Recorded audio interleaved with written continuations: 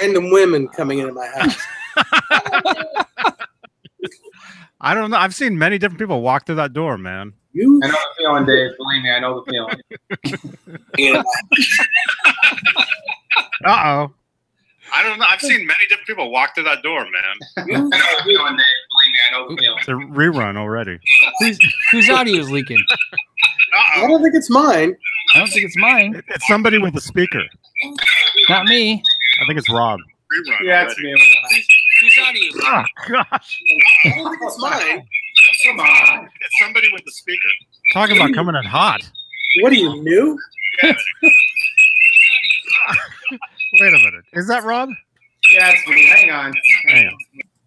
There we go. Dave, you're lucky you don't wear headphones, man. No, I'm not that lucky because I still heard it. All right. I think Rob, as soon as you're good, you can unmute yourself, I think. Maybe. Yeah, we're good now. Oh, there you are. Okay, good. Hey, everybody. This is Johnny Beane. It's 5:21 p.m., June 29th, 2018. Good to see everybody. Talking guitars today on a Friday. Yes. Yes. We got David Nesdahl. Hi. Hello. Hey, man. Good to see you. Rob Johnson. What's going on, guys? Ron, haven't seen you in a while, man. Yeah, it's been a while. Yes. And Phillip. Hey, how's it going, guys? Good. Haven't seen you in a while either. Yeah, that's why I figured.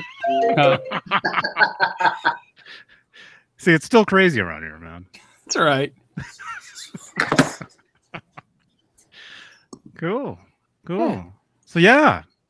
Hope everybody's having a great day, great Friday. And what? NAMM show? Seems like that's the big... Seems like everybody's having fun out there. Yeah, outside of the show.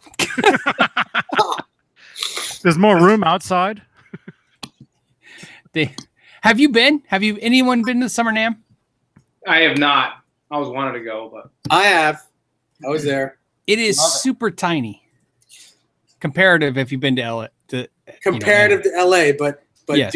do that walk on crutches. It's not tiny. I had to do that on crutches. It was tough. Yeah, and just if you don't know what Nashville is like, the streets of Nashville, all the streets are broken up, and it's uphill both ways, literally uphill. Everything is uphill. Yeah, on crutches for sure. On crutches, and everything is uphill. Yeah, crazy. Who's that ugly dude that just jumped in? Who is that? Hey, Craig. Craig, you're gonna get a dose of me tomorrow, buddy. I can't wait. Just leave your shirt on, all right? Dose of me? What is that, Spanish? Once I get him in the water, I'm like a gator. Yeah, he doesn't have a chance. Bad. If I get in the water, I'm going to be like a hippo. Just under the water like this. Just save us some water. Craig, you're gonna have to get. Never mind. Forget it. I'll leave that alone. All right. Yeah, text it to me. So shall we start? Man. Hey, Craig. Good to see you, man. What's up? What's up, guys? What's up? Johnny, what's up? Dave? Good. Rob, I guess. Nice to see you, gentlemen. Craig, Yeah, do you know Phillip McKnight? Yeah, you too. Is that McKnight? Is that Yep. Hey, McKnight? how's it going? Hey, man. Nice to meet you. What's up? Nice to meet you too. I know you are, but you don't know who I am. So. You have a cool amp behind you. That counts for a lot. Yeah. It's all right. It works. Wow. Get it there. Awesome. So what are we going to talk about? What do you guys talk about? Well, we're all gonna get together. Other than, well, I know Phillip will be around, but tomorrow, John, Dave, Pete, Craig, myself, a bunch of other cool people are going to be hanging out, having a big cookout, barbecue. You get a chance to throw Craig in the water. It's going to be a blowout on Long Island. Yeah. You can lift me. There'll be some guitars given out. Just a couple. Craig, and I'll bring that Music Man down. Let you check it out. Oh, look at that thing. Oh, cool. Yeah, man. Bring it down. Very cool. I was on Dave's side of the country, but I didn't go up north enough. Otherwise, I would have reached out to you. But so that's the furthest north I've ever been on that side. I went to New Jersey. So that's how far I got. I'm not that far away from Jersey. I'm where I am is about 40 minutes outside of Jersey. You know what it was for me was it was a very interesting experience because two things. One, there was a storm, so it was different. You know, it doesn't rain where I live. Not really.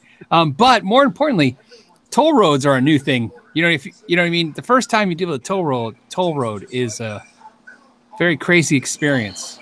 Yeah. The traffic is just crazy because of tolls. Yes. Well, if you're in Scottsdale, right?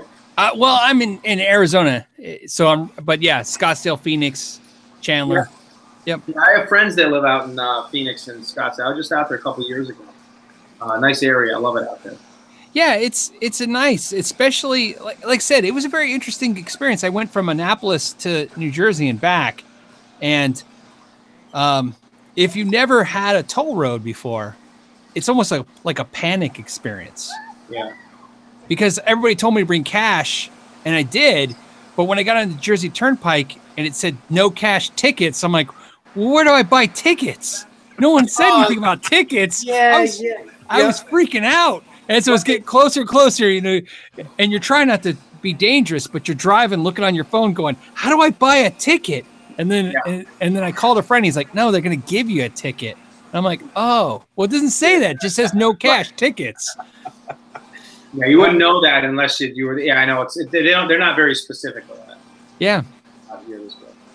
So. Yeah, it's pretty crazy. Yeah, we've got the coin tolls out here.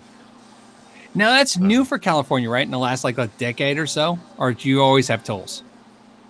I don't know. Well, the Golden Gate Bridge, actually, you pay to go one way.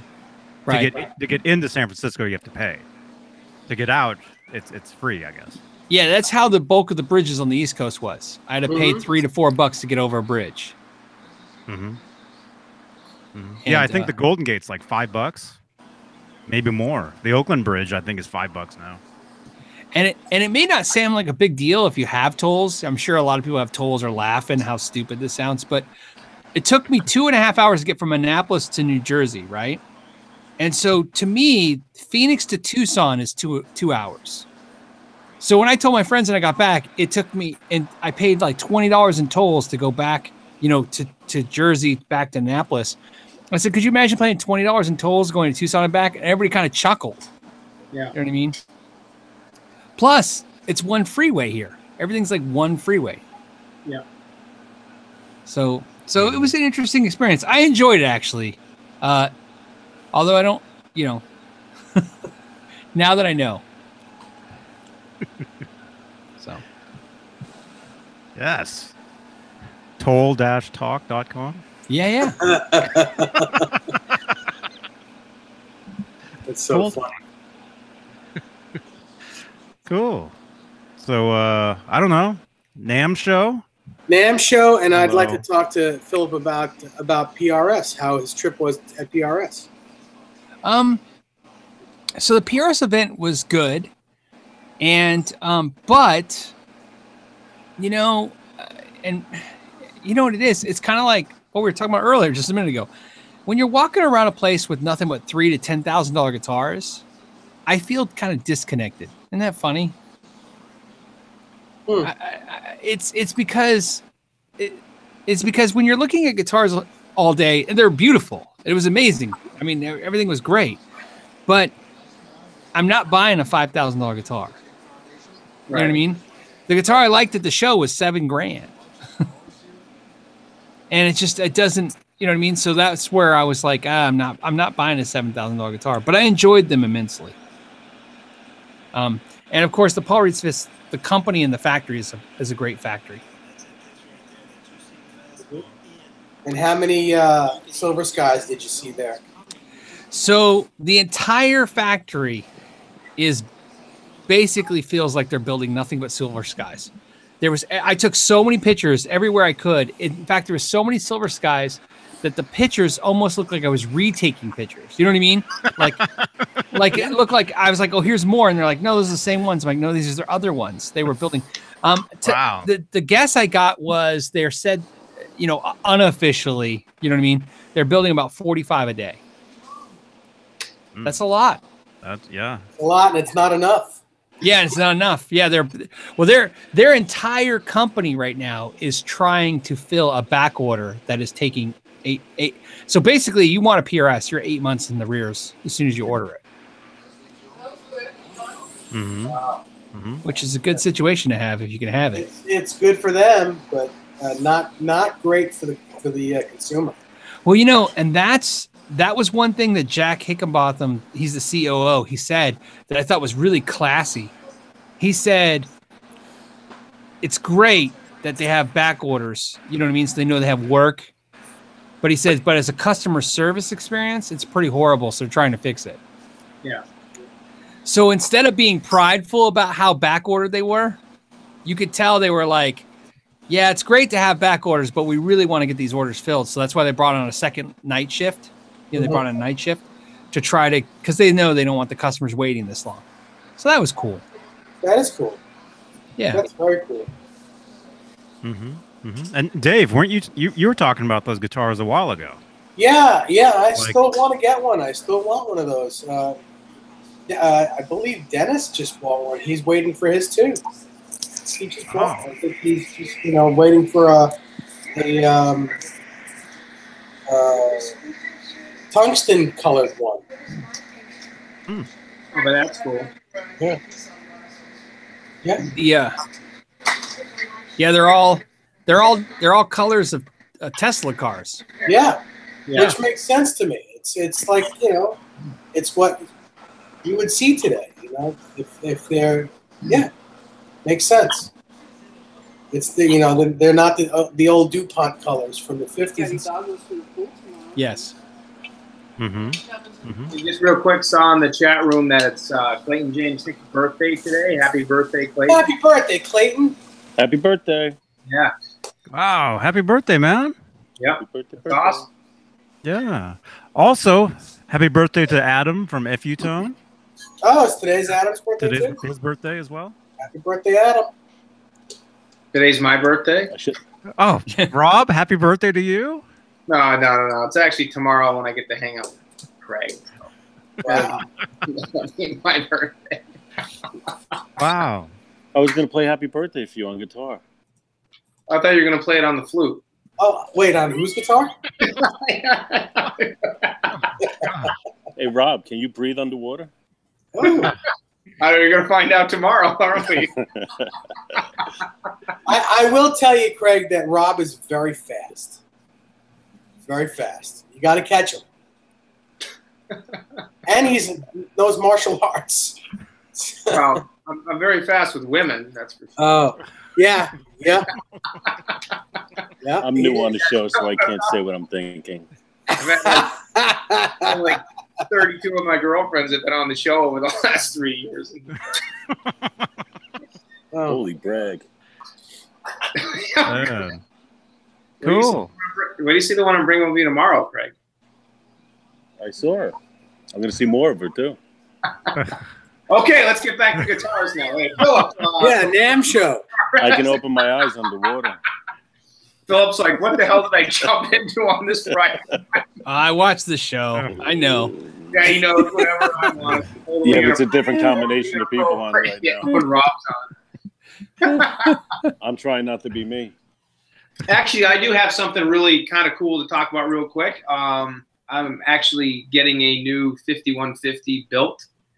Well, that's actually kind of half built. Have a new body coming in.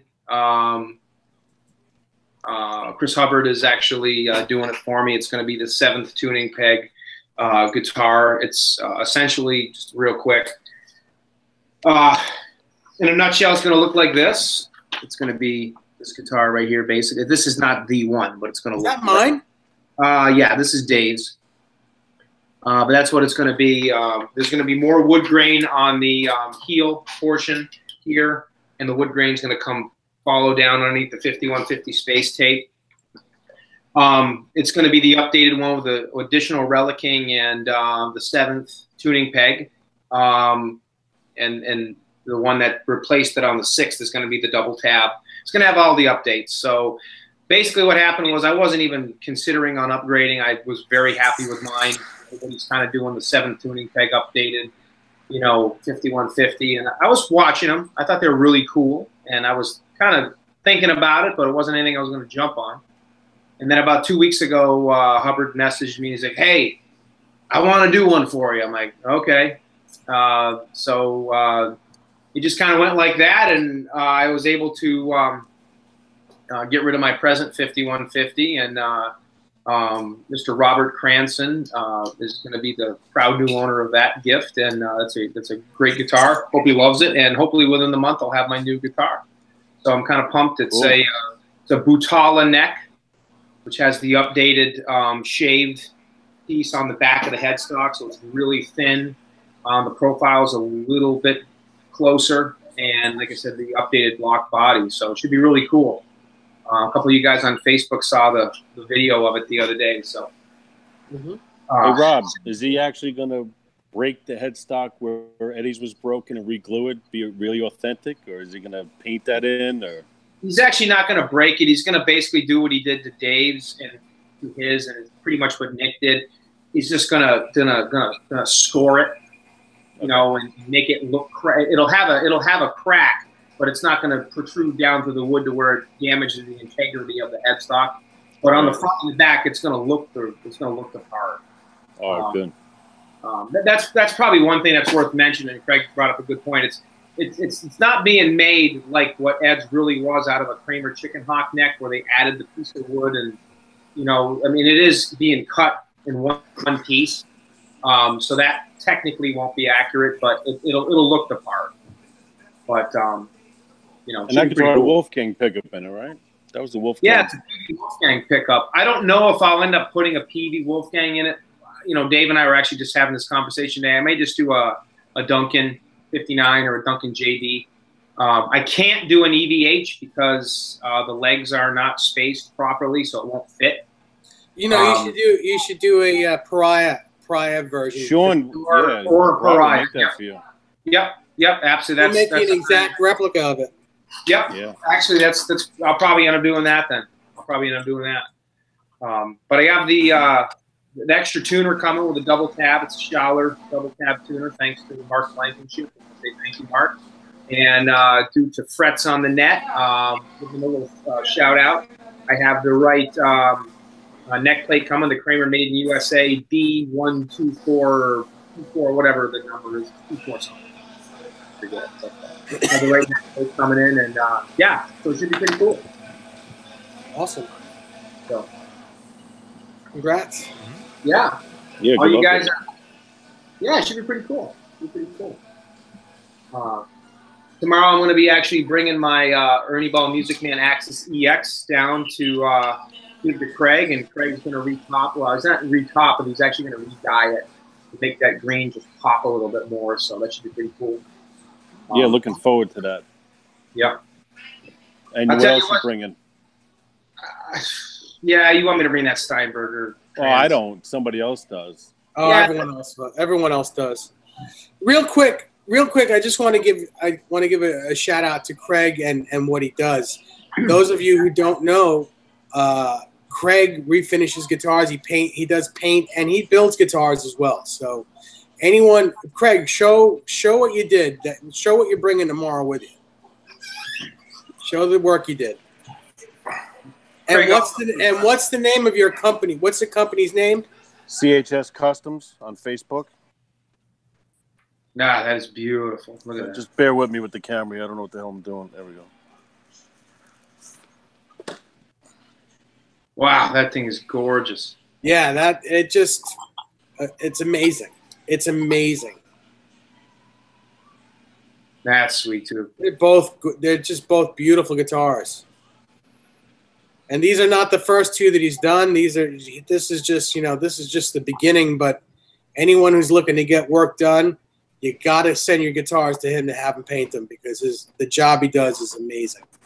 Well, I was, about a month ago, Craig, when we were down at Pete's that day, and you showed me a couple of your guitars, one you did from Mully, and then the Stealth 5150.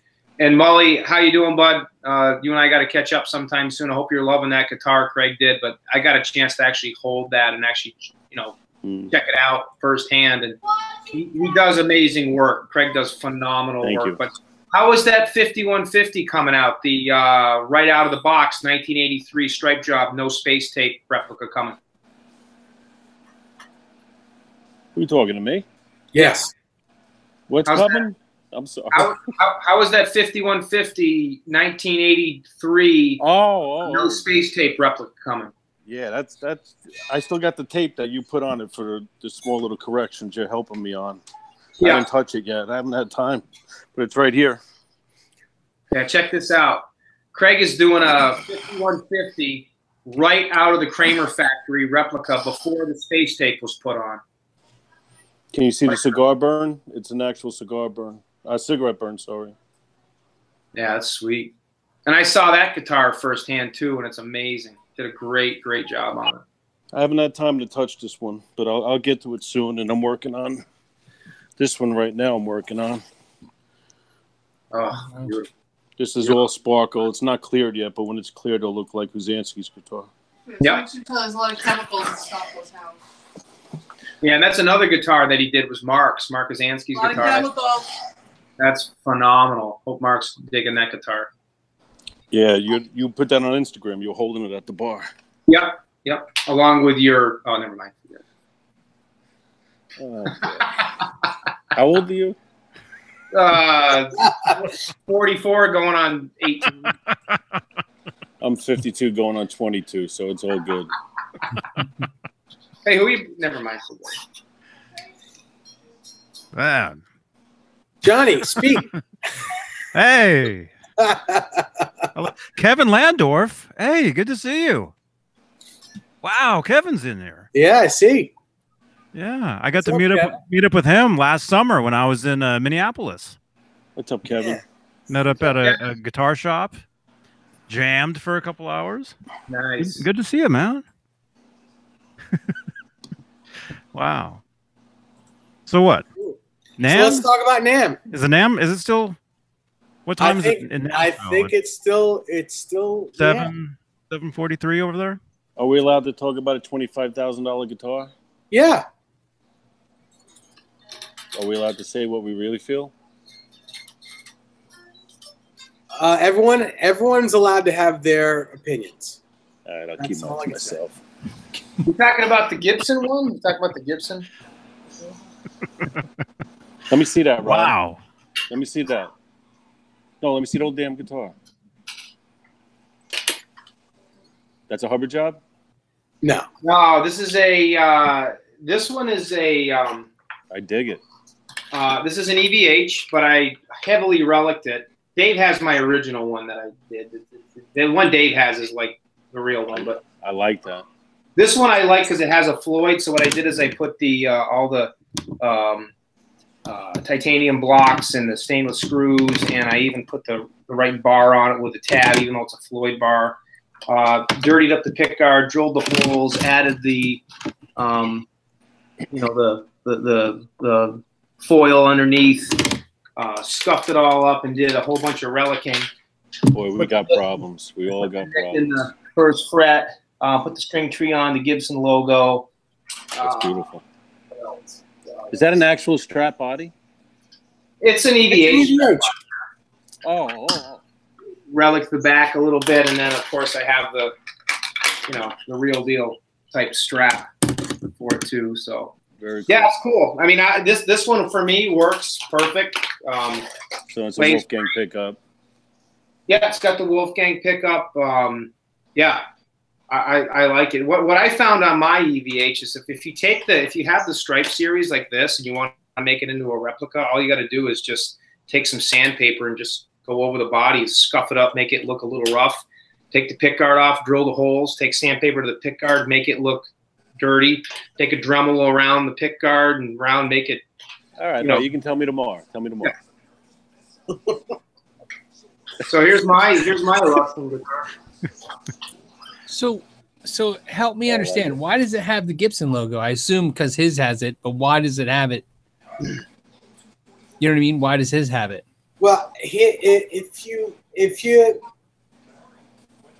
he was trying to cross-pollinate. If you go by what Eddie said, he was trying to cross-pollinate a Gibson Les Paul or Gibson guitar with a Fender guitar. Right. So basically, the humbucker and the Gibson logo is the Gibson guitar part. Gotcha. It was it was kind of like a joke. He was making a joke out of his guitar. Right. But the interesting thing is, until like the Young Guitar magazine started really popping these pictures back about what, Dave, like 10 years ago maybe, nobody even knew it had a Gibson logo because we never had pictures that were close enough to see. And then about 8, 9, maybe 10 years ago, all of a sudden people are starting to see this. And depending on what kind of light you hold it in, depends if you even see it at all. And you know what's funny is these new replicas that just came out yesterday don't have the Gibson logo on their guitar. Yet the original neck still has the Gibson logo. But you get 3-in-1 oil. And a brass nut, yeah. It's Fender. It couldn't say Gibson, right? Yeah, they can't pull that off, right? No. The one thing that spend that kind of money, will they put that decal on? Do you guys remember when Fender did the Yngwie Malmsteen Duck guitar reissues? Yeah, sure. Oh yeah, and they included the stickers, but they didn't put them on. Do you guys remember that? You know what? I worked in music retail, but I don't think I ever sold one of those. So I don't remember seeing it. Yeah, because Fender couldn't put the Ferrari logo on and the Donald Duck, obviously, right? You don't want that Ferrari and Disney coming after you. But I believe, if I recall, the guitar came with the stickers like in the case. And then you could so that's why I'm just mentioning that because wouldn't it be cool if they came with the Gibson logo and you could stick it on? You know what? I understand what. I'm willing to bet that it does come with it in the case because there's a lot of case candy that they're not explaining what's in there really. Of course, it's no different than the 5150 replica. They put the EVH down here and left this blank so you could throw a Kramer logo on it. I mean, it's no different than that. They're allowing you, they're affording you the ability to do that. Whether or not the logo comes in the case, I don't know. But I'll tell you one thing, and Philip, you were talking about this a little while ago. It's kind of cool. I mean, I really think it's an awesome guitar. And to be quite honest with you, I wished I had the cash to get one because I have it. I can't afford it, obviously. But I think it's a really cool guitar. And it's really awesome that they're releasing it. But the coolest thing I think about it is the fact that Eddie actually plays Eruption on it. There's a little video with a thumb drive. I think that's pretty sweet. Well, he does on the eight ultra rare ones. He doesn't do it on every one of them, just on Yeah, that's pretty cool. I mean, that is awesome. That would be really cool. That is cool. How well does he play? See, that I can understand. I can understand paying that amount of money for a guitar that Eddie has played, and there's video of him playing the guitar. There's that. They're really that's really. How about a cup of coffee in 5150 too? Well, yeah, but that's real memorabilia. And I think that's easier for me to swallow than the $7,900 for the unrelicked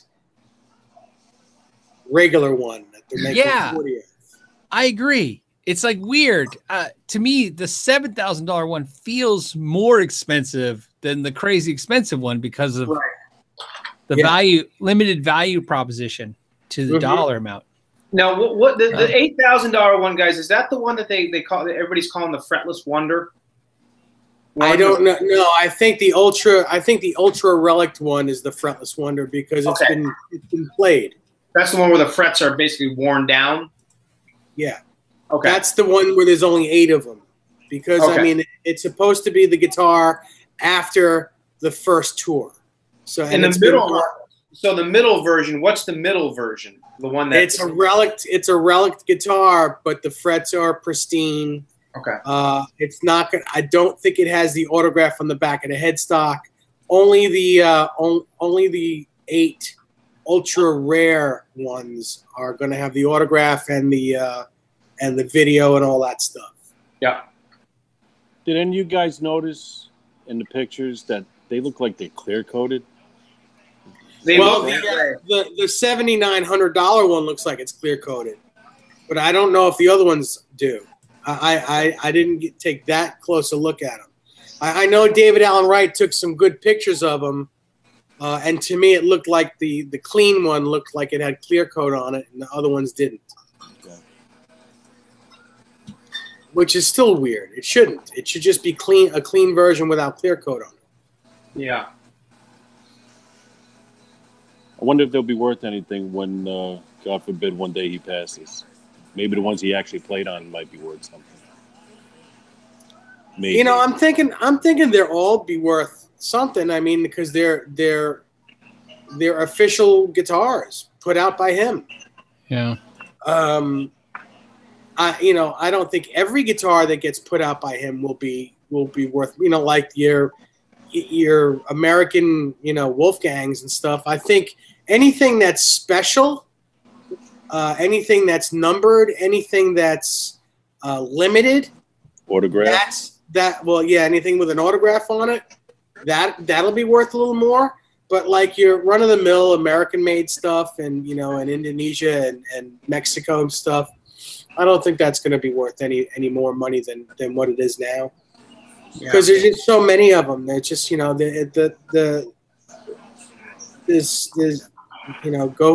can trip over one. Anywhere. Who are going to be the people who buy these guitars? Doctors, lawyers. Collectors. Yeah, and wall collectors. hangers. Yeah, collectors for sure. But I use this analogy every time. I have a bunch of friends, a bunch being like 3 or 4, but it feels like a lot. They like Rolexes. I would never buy a Rolex. I'm never buying a $20,000 watch or a $15,000 watch. It's never happening. Yeah. If I had the money, if I had $15,000, I would buy probably something stupid like that. You know what I mean? Or something like, you know what I mean? So when I see that, when I see these $20,000 guitars, although they feel sometimes eccentric and dumb, but then, like I said, think of how many times you walk around and see somebody with a watch that costs that. Yeah. It's a status thing, I think. Yeah. But more so it's a status, but it's a different thing. See, a Rolex is a status thing. That's like hey, I have money. But this guitar doesn't tell your friends you have money. They don't even understand. Think of this. Half your friends would walk in your house and go, "What's with the old junky guitar?" Exactly. And then you tell them you spent $25,000. They'll look at you like, "Hey, you are a big." Yeah, but the whole point of showing off money is you shouldn't have to explain it. You know what I mean? It's like a Rolls Royce or anything else like that. It's just the item is the explanation, right? This is for someone who has the money, but I would bet that you that some, like I said, if you're a fan and you make the kind of money where you could buy a Rolex or whatever, you're going to buy it because of all the reasons you just discussed. It's limited, it's signed. You know what I mean? It's emotional because of where it takes you when you see it. Right. Mm-hmm. Mm-hmm. I was thinking the guys that are going to buy those are the doctors and the lawyers that were teenagers in 1978. Mm-hmm. The guys that are maybe retired now, and they have that money, and this just takes them right back to, Yeah. It's a feeling. It's awesome, and it's a toy. It's no different than someone that can afford a Ferrari or a Porsche or a high-end vehicle. I mean, it's all in what you enjoy out of life. No doubt. I mean, God. Jesus, who the hell was that? Christ.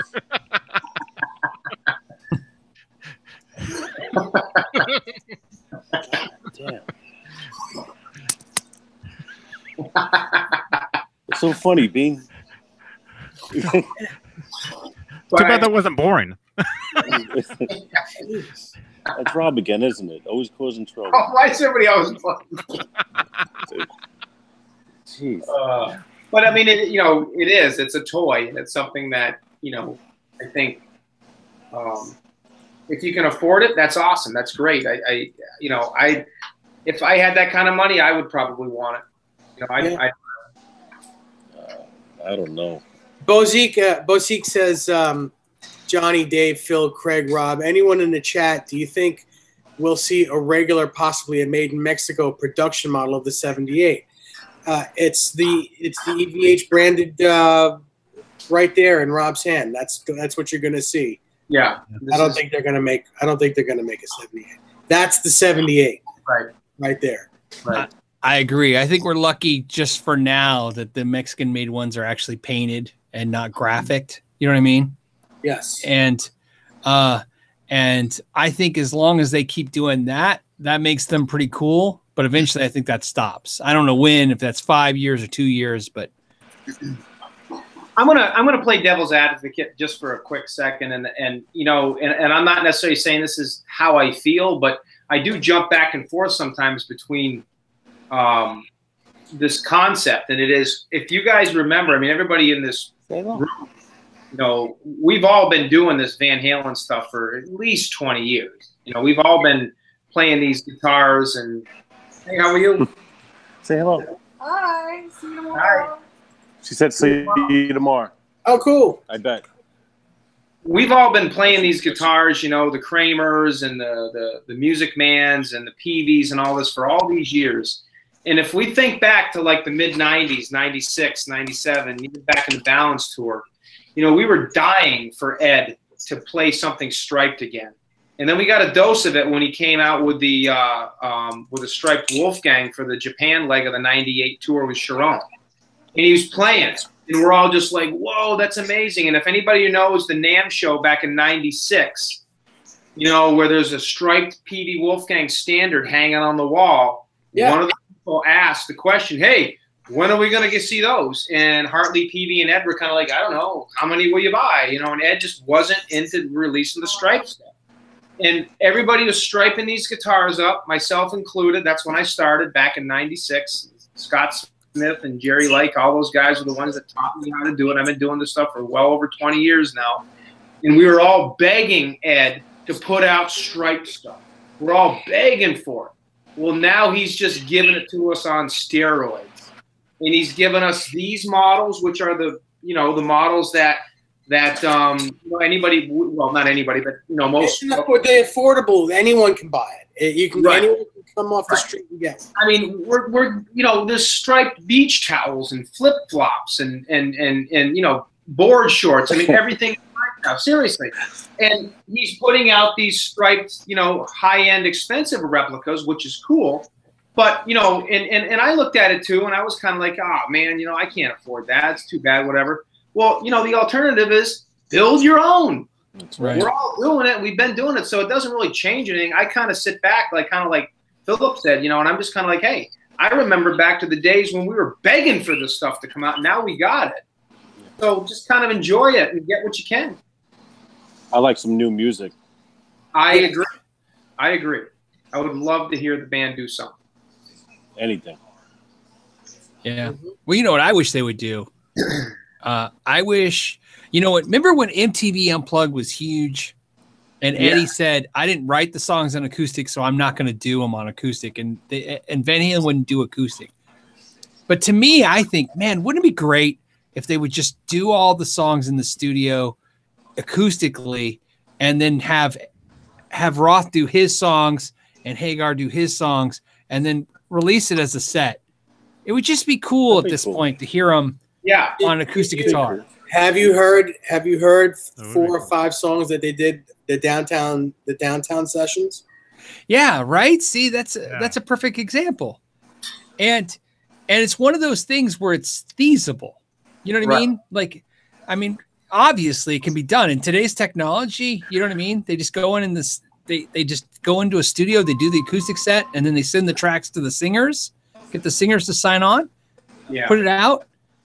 It'd be cool to hear it. It'd be cool to hear like Eruption on acoustic guitar. I don't know why. It just would be cool. Well, you know Phil, what about in his piano room? Those tapes, all those tapes, the vault tapes, all behind. Wouldn't you want to hear what's on those? Yeah, of course. That's what we're waiting for. You're not going to hear that until he passes. Yeah, eventually it's going to be like Hendrix, where he played, you know, like you can hear anything that Hendrix has ever done, even if it's unfinished.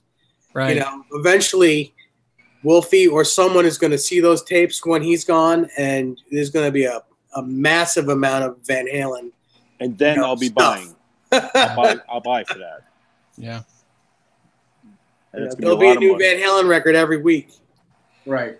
Yeah. Massive. Even the practice sessions. What was it, in '84? He was practicing for the tour, just noodling around in the studio for like an hour. Yeah. Yep. That's great stuff. Just hearing that. I would love. I mean, they have all this live video and audio footage from almost every tour. They've said that would be so cool to hear something like that come out, like, you know, like a show from Balance, a show from OU 812, a show from 5150. I mean, I know we have Live Without a Net in the Japan Tokyo Dome, but you know, something from the Invasion tour, something. You know, I just want like Fair Warning. Fair Warning, yeah, Fair Warning. Oh yeah, I agree with you. But you know, go ahead. So cool. That would be so awesome. I think if we listened to JB's iPod, there'd be a lot of stuff on there none of you guys have heard. Huh? If we listen to your iPod. Me? Yeah. Am I here? I know you have stuff that no one has ever heard. Yeah. Van Halen stuff. You've got to have, like, you have it. I'll shake him down the next time I see him in there. I'll get it. People give me stuff. People send me stuff. Like, hey, you know, check this out. And yeah. Yeah, well, that's the stuff that I listen to, you know? I don't listen to the regular albums anymore because I've heard them so much. Right. You know, I like to listen to the weird stuff, the demo stuff, the live, or the there was like a 79 soundboard that just popped up on YouTube, something I'd never heard. I never heard that either. You know? Awesome stuff. There's a concert out there. There's a concert out there in '83. I think you hear Eddie right off the soundboard. You guys hear that one? Right? Yeah. Yeah, there's a whole bunch of Diver Down stuff out there. Yeah, there's off the board. There's an '83 or '84. They say it's like a sound check kind of thing, where he's just like jamming around. That's been out for like I had it like 20 something years ago on a CD. But thanks to YouTube, there's lots of fake stuff out there also where people are claiming this is that when it's not. Oh, yeah. So you kind of have to have the ear and know that's right that it's him, you know? Yeah.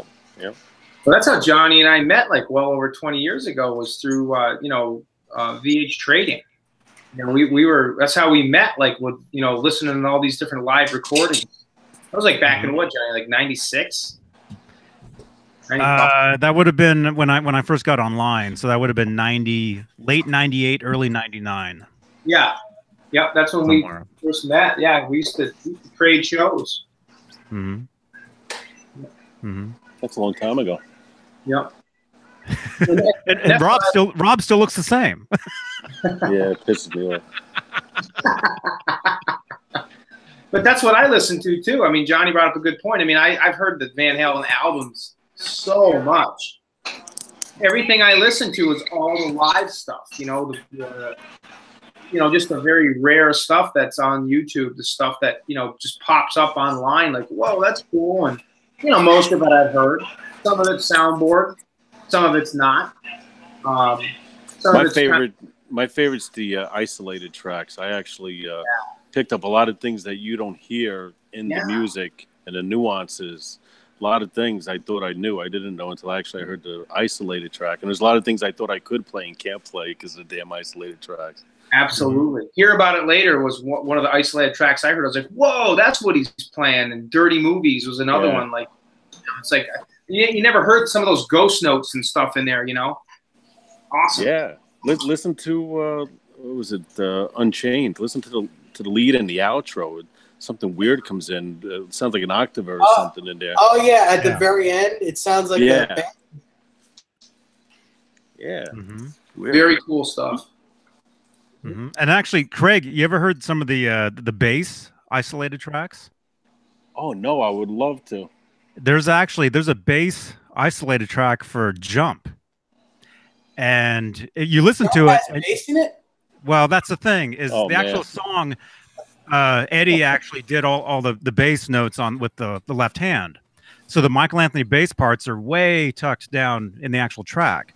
But if you listen to the instrumental of just the bass, you can actually hear Roth scatting along, singing different lyrics underneath. Oh, no kidding, really? Yeah. While they did keyboard, bass, and drums live. I don't even know if Michael can even play. I never listened to bass. I just hear his vocals and a guitar player. That's it. Yeah, I know. It's funny if you listen to OU812, and I love that album. And that is one album that I would just love to hear, just amped up with some bass. You know. Yeah. That album just got. That record needs to be remixed and remastered. That's detuned, right? That's detuned, right? No, that's not even a little bit. A lot of it. What do you mean detuned? You know, +8, -8. Oh, you know what? I don't know. Because when I play Source of Infection on my Wet Dry Wet, there's a lot of chorus on it. There's a lot. Yeah, it's heavy chorus. Definitely heavy chorus. Okay. Yeah. So, Philip, anything else that you find interesting from the NAMM show? I mean, Summer NAMM's always tough because it's not really. It's weird, right? This industry is all jacked up. We release everything cool right after the holidays, which really we should release it now, let everybody know, and then get it shipped out so it's ready for the holidays. But so Fender released a couple new pedals. I saw Vox release the new AC30. That's a 112 combo AC30 with an effects loop. Oh, is that the new Brian May thing? No, it's just an AC30 something S. And then they did the new mini Vox amp, which is like a Beatles rig but shrank down with a 110-inch speaker and a head. You know what I mean? But it's kind of like remember when Ampeg did the mini, and then Marshall does the mini stack. They're doing their own mini stack. And what else? I saw Charvel's doing some kind of more expensive limited run guitar. I forgot what it was. It's hold on, I'll go back to it. What else? Gibson had a bunch of Les Pauls. Kramer had some cool stuff, Philip. I saw some pictures. They're awesome stuff. Yeah, you see the V? They had a V. Yeah. You see that red, like a pacer? With a chrome. So they actually had Kramer there. Yeah. It was a 4x8 wall, but at this point, it's like seeing that heartbeat monitor just jump up a beat. Like at least that lets you know that Kramer's still alive because, I mean, you know, there was all this speculation. You know, there's a lot of January. Yeah, there's a lot of brands that you can't tell if they're still even around. You know what I mean? And Kramer was one of them. So it's good to see stuff from Kramer. Yeah, I saw that on Instagram last night, that red pacer. I was like, whoa, look at that. And then they had, like you said, that V with the, you know, the shark fin headstock with the Kramer logo that shrinks as it goes, like the old school 80s. It's so nice to see that. Yeah, I'm looking at it right now. They had their V, the white and silver V. They had the pacer. They had a bass that looks like one of those Epiphone Gibson basses. Oh, no, it is an Epiphone. It is an Epiphone, I think, yeah. So why is it with the... So the Kramer display was 3 guitars. Yeah. They didn't even have enough. They didn't even have enough to make 4 guitars in the 4-foot panel. But that's okay. 3 guitars is something, right? Yeah. Well, that's more than what they had. You know, Gibson wasn't at NAMM this year. But last year, the Gibson room, there was like 1 Kramer in there. Yeah. 1. Yes. 1. Yeah. And it's in that island where people are jamming, you know? And I guess I just remember things so oddly different than I guess sometimes in the world does. To me, Kramer, like when I look at now, Charvel being such a bigger brand than Kramer. That's not how I ever would envision. That's how it all ends up. It wasn't like that back in the '80s. There were 2 companies that as far as guitar players, they were the Kramer guys and the Ibanez guys. Yes. No one. You didn't really see many Jacksons. You didn't see many of anything else. The only other thing that you saw were Strat headstock ESPs and Strat headstock Charvels, but they were only if you had original late 70s or early 80s ones. Right. And that's it, you know, and you only saw guys like Warren DeMartini and Jake E. Lee using them. You know, everyone else was a Kramer guy or an Ibanez guy. Yeah, so it's weird to me to see now, you know, 2018, and here's Charvel adding yet another series and another series to their lineup of guitars. You know what I mean? And Kramer's like, we got 3. So it makes you wonder why they can't tap into the market like Charvel has done. Well, I mean, because Fender is behind them. It's guaranteed. It's because, you know, Fender's money is doing it. And of course, you know, Satchel was playing Kramer. Now he's with Charvel. And I think that was a huge hit to him. Satchel. Well, it's a huge hit because when you have one dude and that dude leaves. Yeah. I mean that because that was their endorsement roster, right? That dude. Yeah. Yeah. So I mean, how do you lose your only endorser? Well, I mean, look at it back in the, you know, before Eddie went to Music Man. I mean, they had more endorsers than just Eddie, but Eddie was the man. Yeah. And basically, Kramer went under as soon as Eddie left. Well, Eddie was part owner. Right. He was silent partner. Yeah. See, to me, Kramer was like, okay, so there's Eddie Van Halen, but then, I mean, the list goes on and on, but it's like, at least you had Richie Sambora and you had Mick Mars. I mean, you had, you know what I mean? You had And so, to me, I think it's funny, like, none of those guys play their old Kramers. I mean, Eddie moved on. He has his own brand. That makes sense. He's not pulling a Kramer out anymore. Although Andy Timmons, from time to time, still uses his old Sustainer. Oh, really? Kramer Sustainer, yeah. Yep, he did an Instagram just recently using that guitar.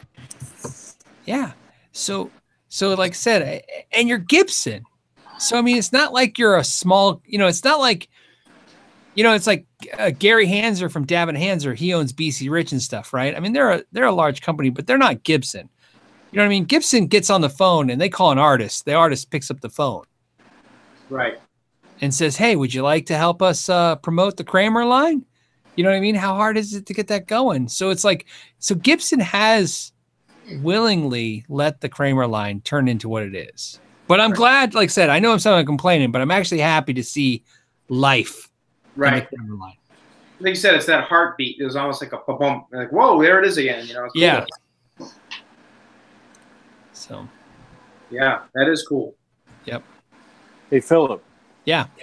What's that swirl guitar behind you? Can we see that? Oh yeah, this is my Nuno. It's a Nuno in 4. But it wow, that's nice. Yeah, I had it swirl dipped. Damn. Because I could never get my hands on a Ibanez, you know, Steve Vai guitar, and I love the Nuno so much. I thought, why not just dip it? And then wow. Headstock too?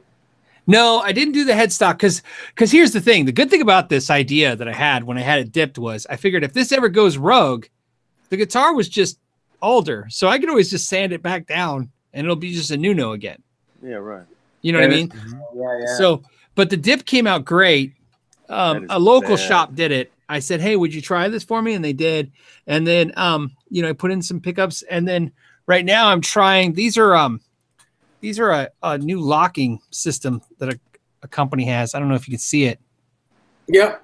Yeah. Oh, wow. Look at that. Yeah. So it basically, it's like a mechanism. So you don't have to use an Allen wrench anymore.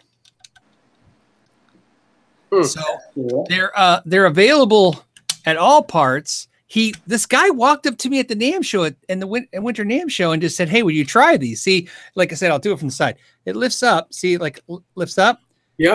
Like a socket wrench. See? So when it locks down, now I'm locking it if I turn it and unlocking it if I turn it the other way. I bet you feel the extra weight. Yeah, and so but he wanted me to review them, but I don't review anything until I've done everything horrible I can do to it. Yeah, That's nice. So I've been messing with him and stuff, and he's been very patient because he's like, "Hey, you're gonna release that video," and I'm like, before I tell everybody these are great, run down to All Parts and buy them, I'd really like to know, you know what I mean? And there's some cool things about him and some weird things about him, so I'm getting there. But that's kind of cool though. yeah, he's the same guy. If you haven't seen, he's got a different version, and this is where I'm be very clear on the verbiage. He's got a detuna that's different than Eddie's detuna. Have you guys seen it yet? No. No. Because it can go into a bridge even if it's in a recessed cavity. Wait, will it work if the guitars float? The bridge is floating? Yeah, here I'll show you. So let's see. Hold on a second. And how he did it was, you guys remember the old knockoff Floyd Rose bridges that here it is. I can share. Let's see. We're in Hangouts, right? So I can share. Let me screen share with you guys as soon as I find it. Maybe I can screen share with you guys.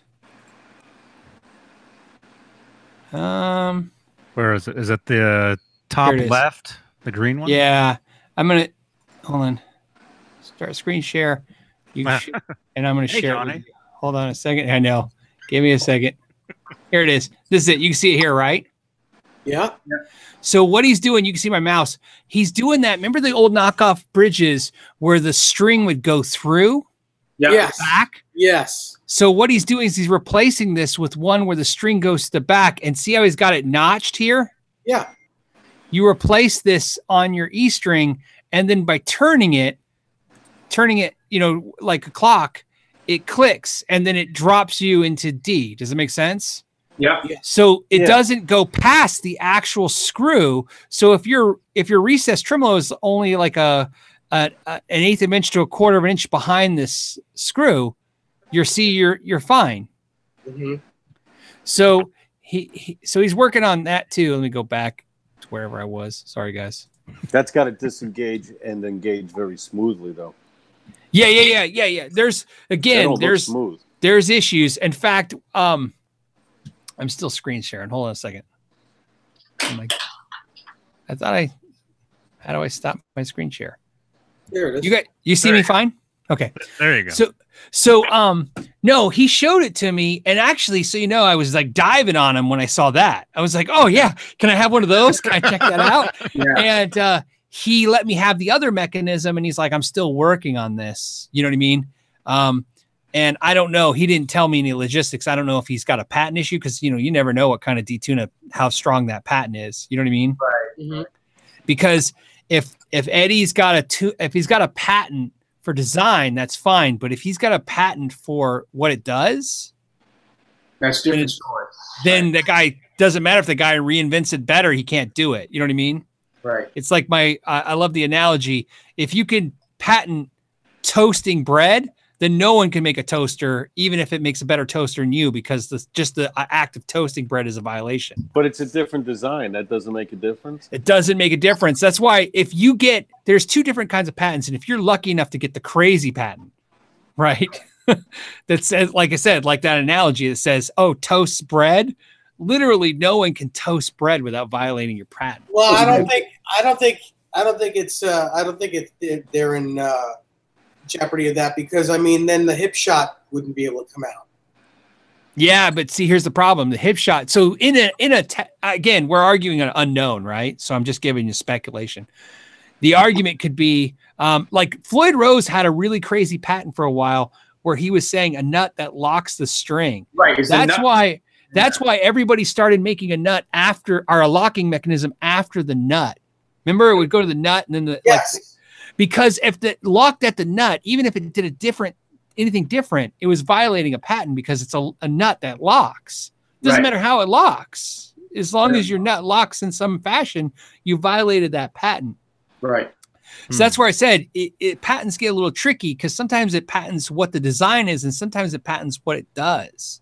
And I'm not a patent attorney by any means, so I'm limited knowledge, but I know enough to know to be dangerous probably, but I know enough to know that's some of the issues people have had in the past.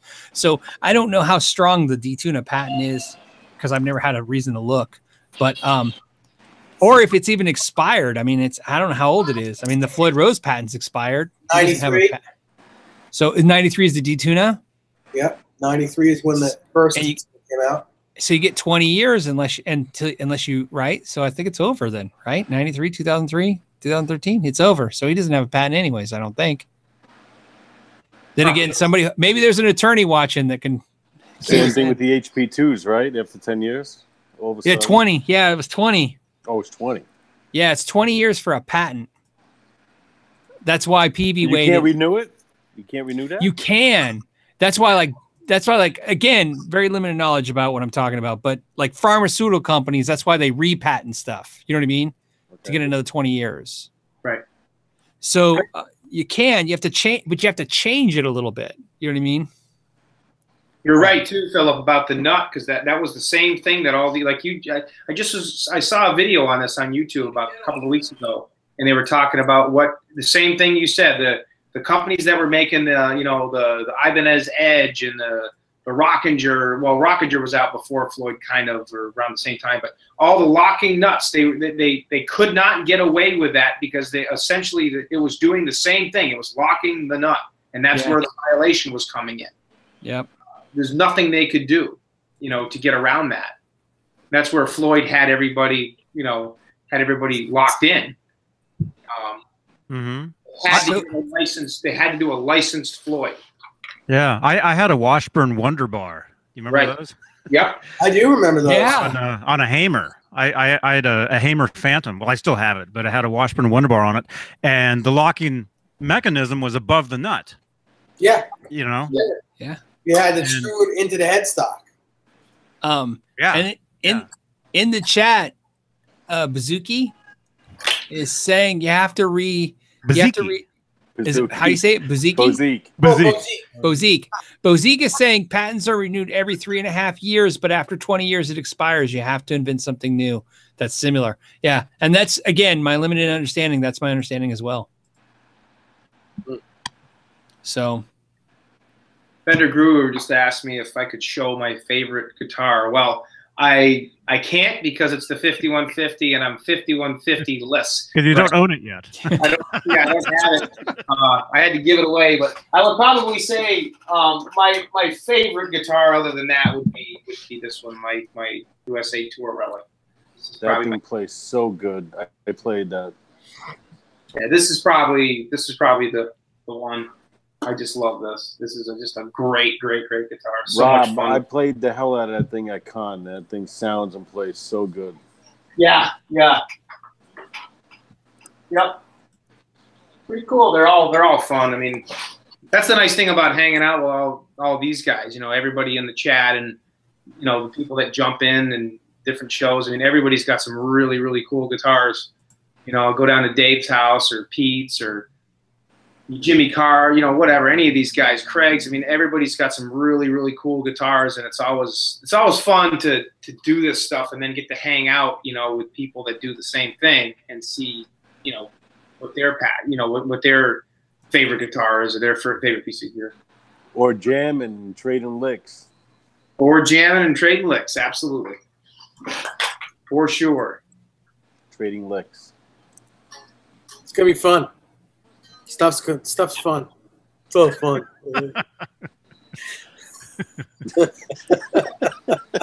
Trading licks tomorrow. Is it gonna be like a barbecue?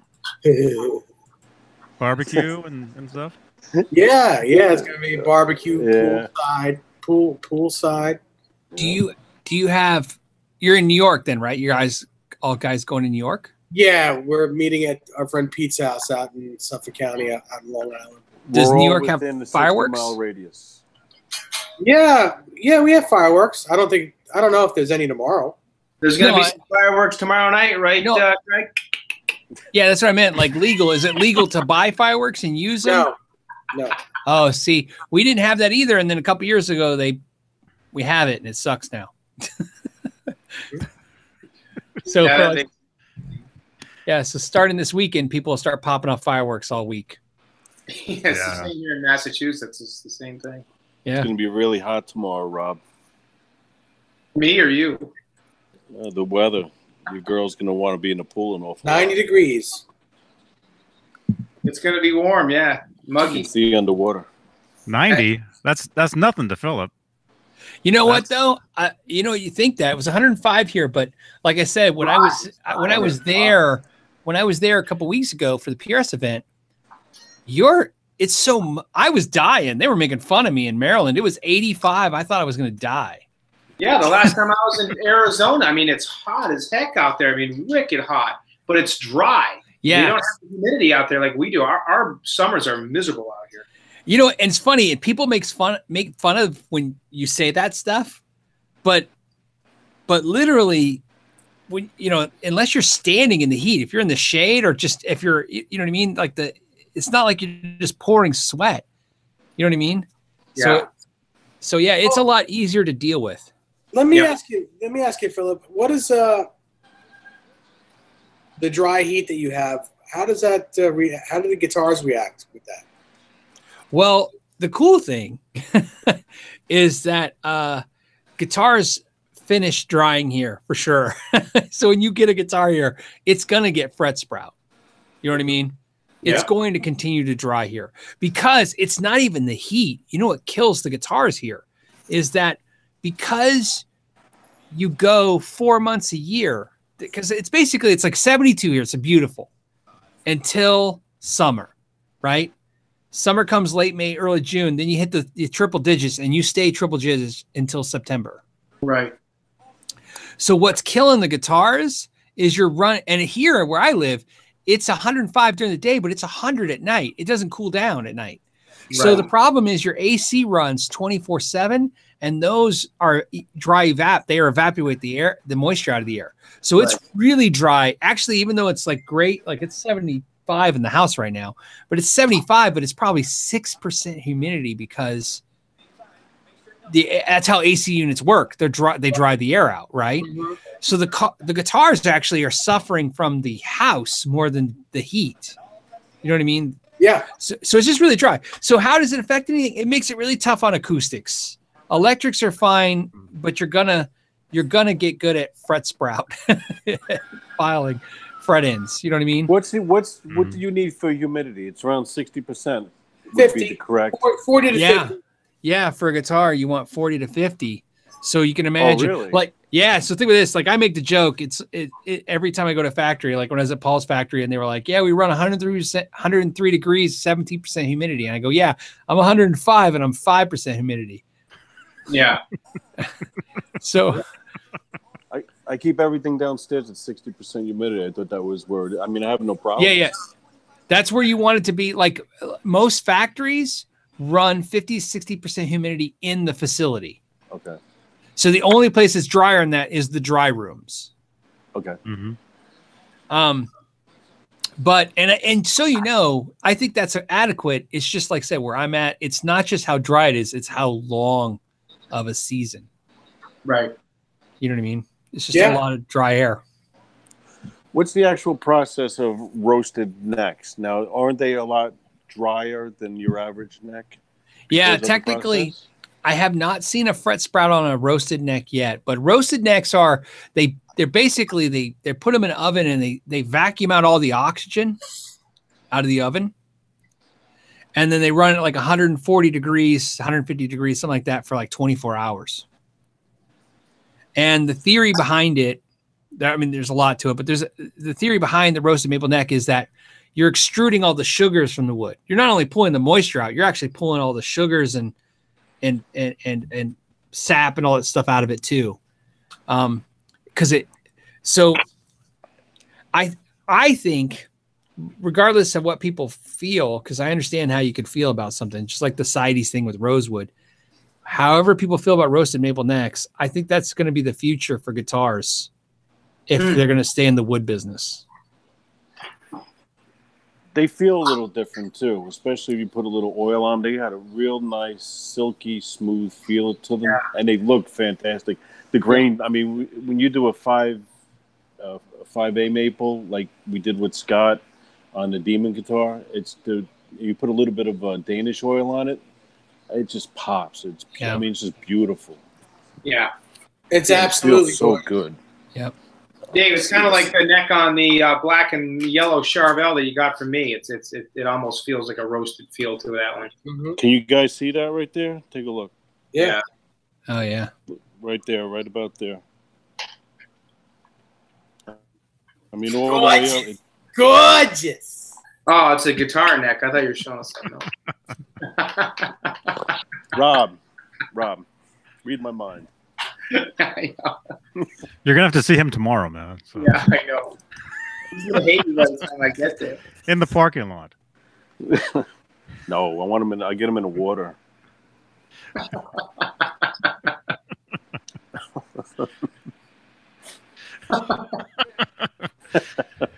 It's not a candy bar in the pool. The marathon bar. Inside, yeah. Here's a question: you think Eddie will ever have a guitar with a roasted maple neck? Think he'll ever try it? I would imagine he's already done it.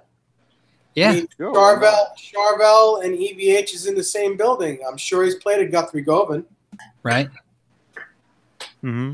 Oh yeah, I know he's tried everything, and I'm sure he's into everything right now. He owns everything, but you mean as far as releasing like yeah, you think he'll ever, like said, you ever wonder if because that's an interesting thing, because Music Man's been doing very well with roasted maple necks now. You know what I mean? With the Petrucci's and all those guitars. Mm-hmm. And I remember 5 years ago, you'd hear all the time roasted maples necks are a gimmick. You know what I mean? And again, I'm not arguing whether they are or not. I'm just saying. The process is expensive, though, Philip. It's not cheap to get it done. No. But it's funny. It's like 5 years ago, I was told over and again, all the time you hear people like it's a gimmick. And now you look and there's so many artists and so many guitars. Like Ibanez AZ series now has it. And the Sir guitars. You know what I mean? Mm-hmm. And rumor, not from Paul himself, but rumor from Paul Reed Smith is they're experimenting with them. You know what I mean? Yeah. And that's only interesting because Paul's definitely one of those guys on record as saying he doesn't dig it. You know what I mean? So to hear a rumor that they may be experimenting with him. So I'm curious. I don't know. It's just a topic. I think it's interesting. Well, I mean, this is coming from a guy that said he was never going to do a single coil guitar. A 3 single coil guitar. Yeah. Well, but that's a different outlier because here's why. The John Mayer deal, that's the deal he needed really bad. You know what I mean? So I don't think people really understand, John Mayer to Paul Reed Smith is what Petrucci did for Music Man. You know what I mean? I mean, actually back up. Excluding the Van Halen time. You know what I mean? Yeah. Van Halen made Music Man guitars. Music Man was not guitars. Music Man was basses. Correct. Music Man was definitely basses. Yeah. And then once they lost Eddie, they couldn't give away those guitars, those Music Bands. You know what I mean? Right. And if you look at Music Man now, I mean, the St. Vincent guitars, the Valentine guitars, the Petrucci guitars. I mean, they have a decent artist roster producing a lot of guitars. You know what I mean? Yep. My joke is like with Peavy. If I was Hartley Peavy, I would have never let Eddie leave. I would have done whatever it took because, I think he's one of I think that's why Peavy is dying, I should say. Yeah. You know what I mean? And the only thing sad about that is like Peavy, think not just the EVH brand, but think how many amp lines now exist off of a sound that Peavy created. Right. Mm-hmm. And then, you know what I mean? There's got to be, it's like, I don't know how to explain it. It's like, the thing is, Peavy didn't create that. Saldano did. Saldano created the amp and Peavy copied it. Yeah, but they made it, they brought it to the masses. You know what I mean? That's where you're right there. Yeah. And the Peavy amp to this day, that's why, I always say this. I love this. I love saying this. The thing about the 5150 amp to me is is it's the Ford truck of guitar amplifiers. And here's why I mean that. And you can say Chevy truck if you're a Chevy person. I don't care. Pick a pickup truck. Right. If I saw a millionaire and I went to their house and they had a Ferrari, a Lamborghini, a Bentley, and a Mercedes, and a Ford or Chevy truck, insert pickup truck, the truck doesn't seem weird in the garage, right? It's just another, you know, right? Like, oh yeah, exotic sports cars, luxury cars, and a cool truck. You know what I mean? Yeah, it's a muscle car. It's like a muscle car. Even though the truck is like 40 grand and all those cars are like 400 grand, right? Yeah. Okay. When I go in a studio and you see a diesel and a Bogner, right, and a car and you know, insert other amp here, right, Friedman, whatever, right, just rows of $4,000 amps, and then you see 150 amps in there, you're like, oh yeah, that makes sense, even though it's the only amp that's like $1,000. Right. Mm-hmm. Which is amazing that they pulled that off. They made their $1,000 amp sit in a garage of amps that, you know what I mean? Yeah. Mm-hmm. Right. Mm-hmm. Well, those original series, like the one that I own, it's like a legendary amp now. Yeah. Yeah. Everybody, you know, especially all those heavy metal guys, those metal dudes. Yep. I roll that thing into a studio, those guys are drooling over it. Right. Yeah. You know? Yep. And the blue guys are going, oh my God. Oh, what are you doing? The blue guys. The blues. Yeah, the blues.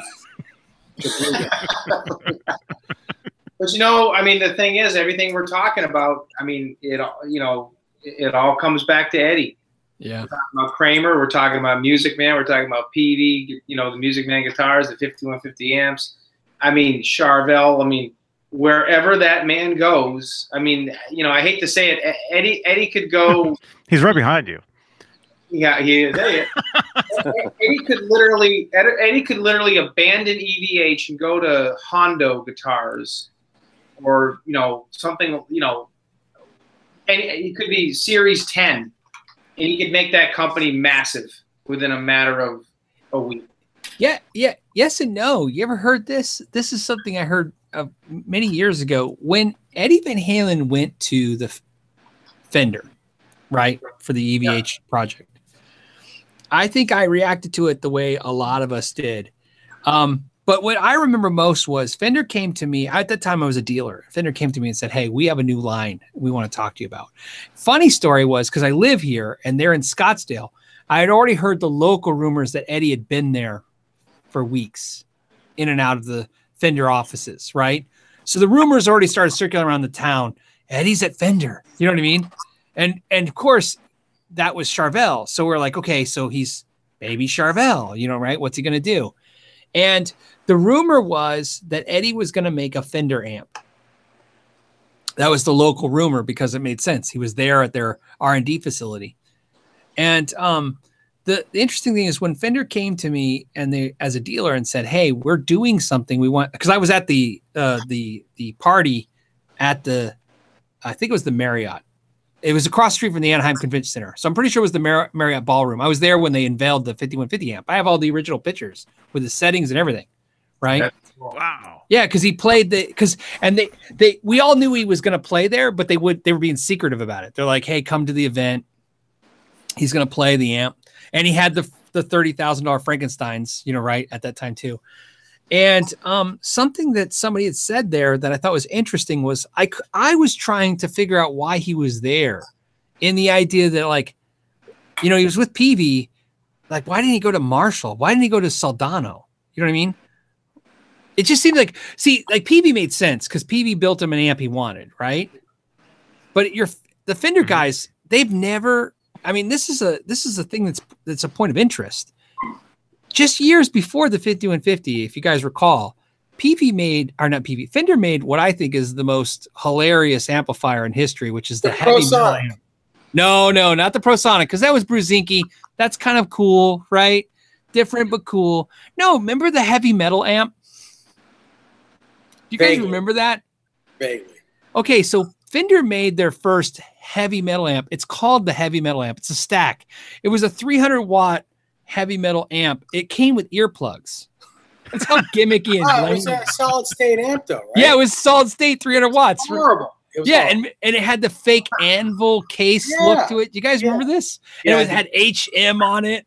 Yes. And as a dealer, I remember when the rep showed it to me, I said, "This is like what your grandfather thinks heavy metal is." You know what I mean? Like this is like, what is this, right? Mm-hmm. And I remember thinking, I actually made the joke. I'll still say it because I love it. I go, this is like when your grandfather's country band goes, "Those kids love heavy metal, so we got one of those distortion boxes for tonight." You know what I mean?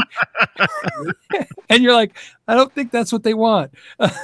And so to me, I was trying to wrap my head around Fender because I love Fender. I'm a Fender guy. You know what I mean? I like Fender amps. I like Fender guitars. And I like Eddie Van Halen. So to me, it was like, oh, that sounds great, except for the whole, how is this going to work? Because his tone is amazing and Fender's tone is amazing, but the totally opposite direction, right? At the time, it wasn't a Fender sound at the time. Yeah. Right? You don't think of that. You don't see those heavy metal dudes playing Fender amps, or you didn't. And so I was trying to, when I was talking to anybody there at the event, I could get to listen to me. I was just trying to probe a little bit to go, how does this happen? You know what I mean? I mean, I get why Charvel would make them guitars, but why is Fender making them an amp? And the thing that was said to me that night, whether it's true or not, I thought was powerful. They said, you know, there's only a few companies in the world that can make the number of amps that Eddie's going to sell. Mm-hmm. Yeah. And then I was like, right, because in the world of amp production, it really is Fender, Marshall, Peavey world. Right.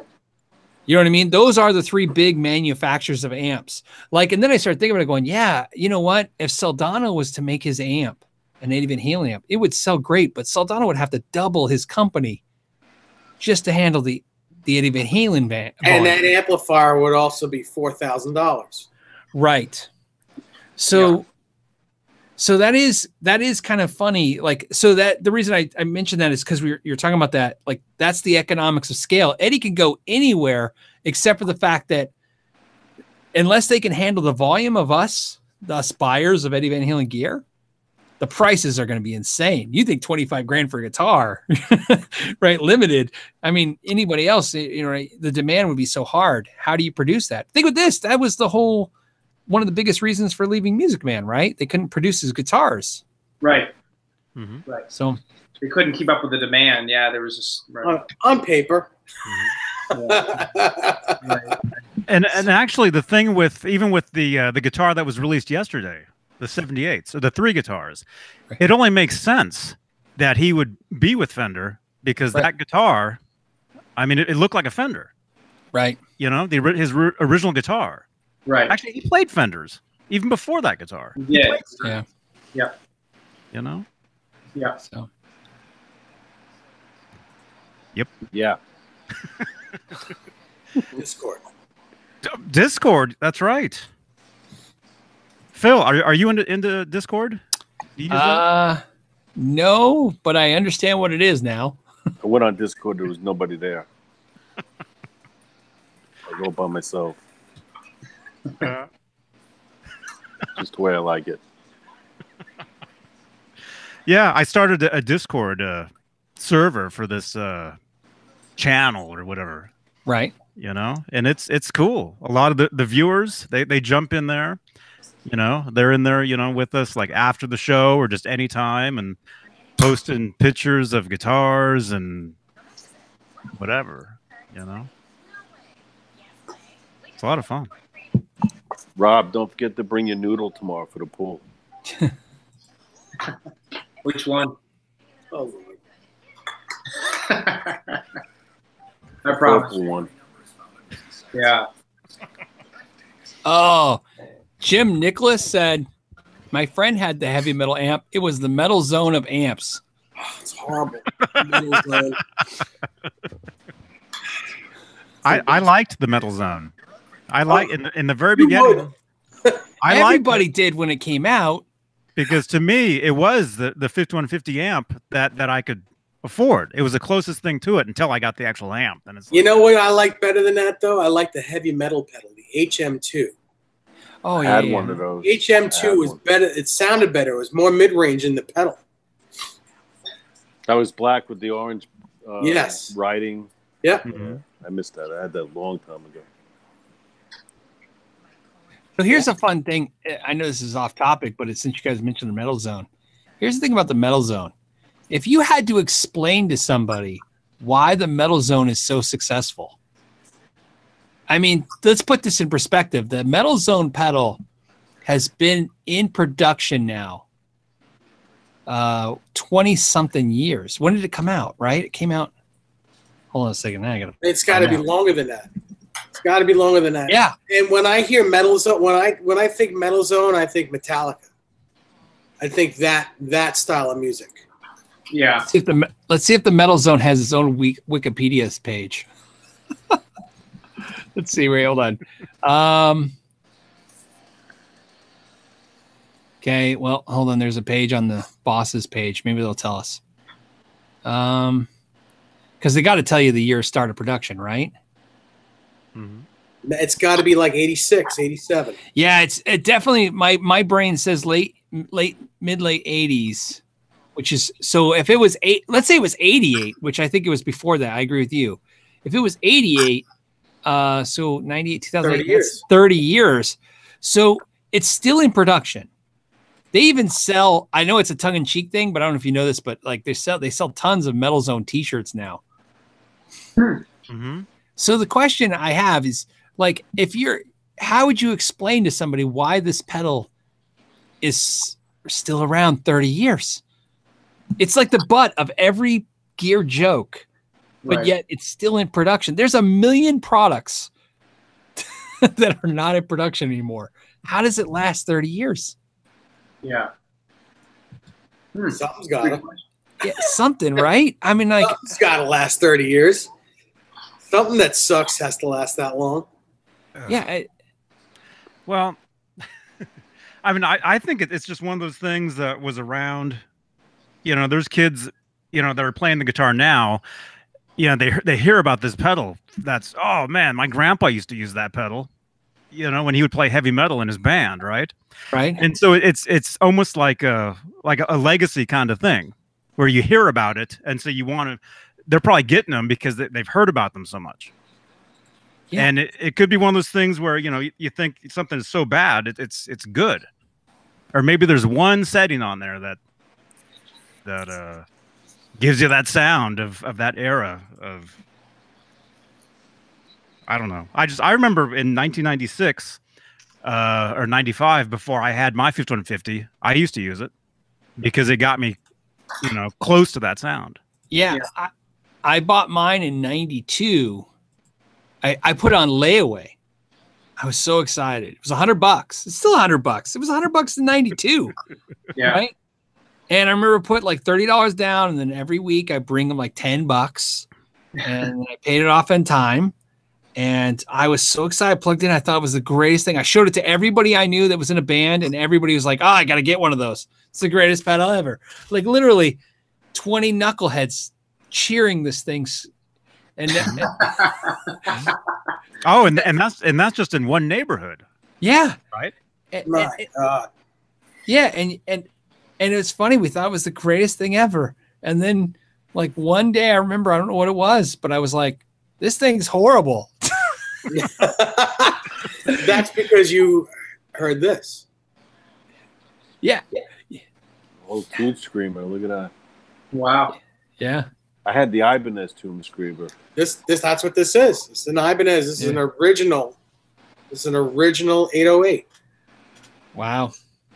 That's awesome. I pulled this out of the box of goodies. But it still works. Do you know what year that is? Oh yeah. This is I want to say this is 86. Wow. 86 as well. So it's worth $1,000 at least. What? Yeah. The original ones? Yeah. Wow, that's pretty cool. I mean, you don't worry. You can still buy them all day long used for $100. But if you want an original one, you got to pay. Yeah. Mm-hmm. It's like the whammy pedal. Yeah. You know what? Isn't that funny? The original, what is it? It was a monophonic Digitech whammy pedal. they've improved the crap out of it. Polyphonic now, but still people pay. The best one is the Generation 1.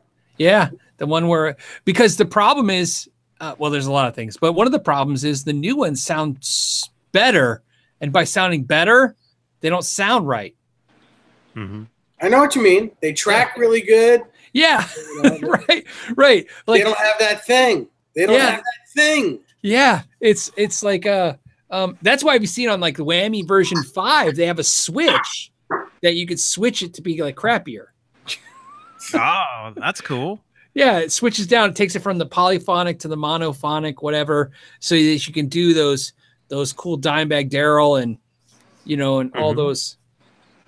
Mm-hmm. What's the guy? Audio Slave, all that stuff. Yeah, Morello. Yeah. What's the original MXR flanger worth? The one that you plug into the wall, like Eddie had originally? They're like $300 or $400 if they're in good shape. The only problem with them is they're all noisy, all super noisy. You guys didn't mention the new at the NAMM show. That was the other thing, right? The new MXR EVH chorus. Yeah. It sounds good. I heard Pete Thorne's video on it. It's really does what it's supposed to do. Really does. It's nice. Mm-hmm. That's $200, right? $249 or something. Everything is $199. It's the same price as the Overdrive. I'm trying to figure out if I need it or not. What I heard though is it basically has one setting. You can't change the what do you call it? Rate. The rate. There's no changing of the rate of the speed. Oh wow. You can just make it louder or softer. That's okay with me. Because it gives you, well, it's like I was telling somebody on Facebook or somewhere that Eddie's pedals, they all have like one sound. He never changes his settings. So it's his signature setting, and that's it. Yeah. Well, it's if you listen to Diver Down, that chorusy effect that he uses on Diver Down. Yeah. Pretty Woman. It's that sound. Yeah. It really is. Sounds like that record. Mm-hmm. The Dunlop guys told me when they did the Eddie Van Halen wah, they said, "Hey, we want to do your wah," and he said, "Oh, I use just a stock wah." And they go, "Well, okay." So they took it and they go, "It doesn't sound stock." So they were messing with it, and they said they figured it out. It is a stock wah, but I guess he's so focused in where he uses it all the time, he wore out the potentiometer in a spot. Uh-huh. And so that's what the Eddie Van Halen wah is. It's basically a wah where they notch out that spot. And I love the sound of that wah. Yeah. That's absolutely the truth, because when I hung out with him in 98, the wah that I lent him was a regular Dunlop Crybaby wah, a regular one. He was like, I asked him what he wanted. He was like, I just want a regular Dunlop Crybaby. Yeah. And that's what he used. He loved it. It was like he loved that pedal. When you take his wah apart, right on the pot, it's got EVH on it. I wonder if you can buy those separately and mod for other wahs. You know what I mean? Oh wow! It's got his name right on the damn thing. That's cool. Very cool. My only weird, and I'm gonna get crap for this. My only thing about the chorus pedal that I didn't understand is, dude, I thought it looked horrible because they put all the lettering in white. Did you guys see? I agree. I think it's ugly as sin.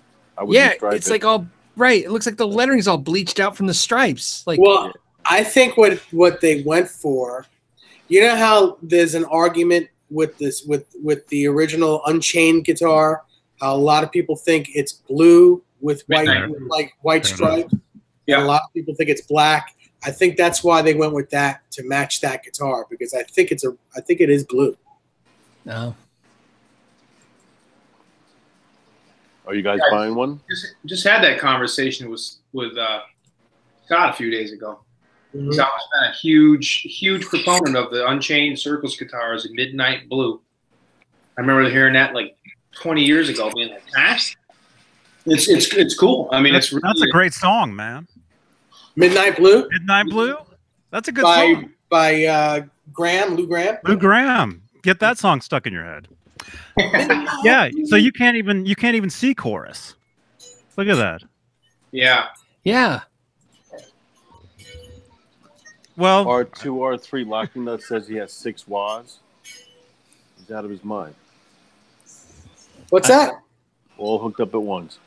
Oh my God, 6 wahs. 6 wahs, yep. Wah, wah, wah, wah, wah, wah. That's got to be high-end hell. Why?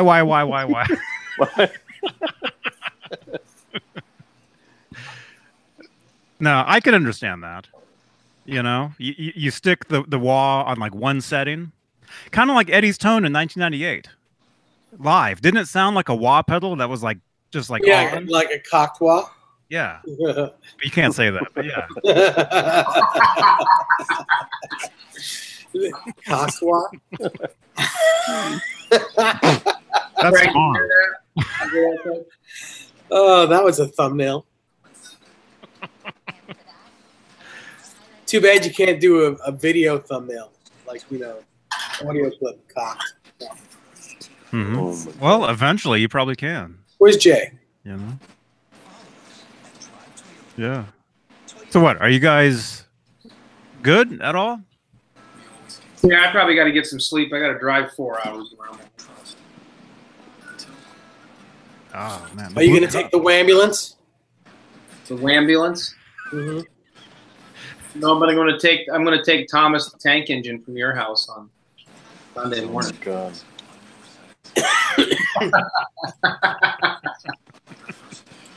So Craig, this is what I got. Let me see. Oh, that'll do. Yeah. And then. Yeah, I dowed the holes. You did great, awesome.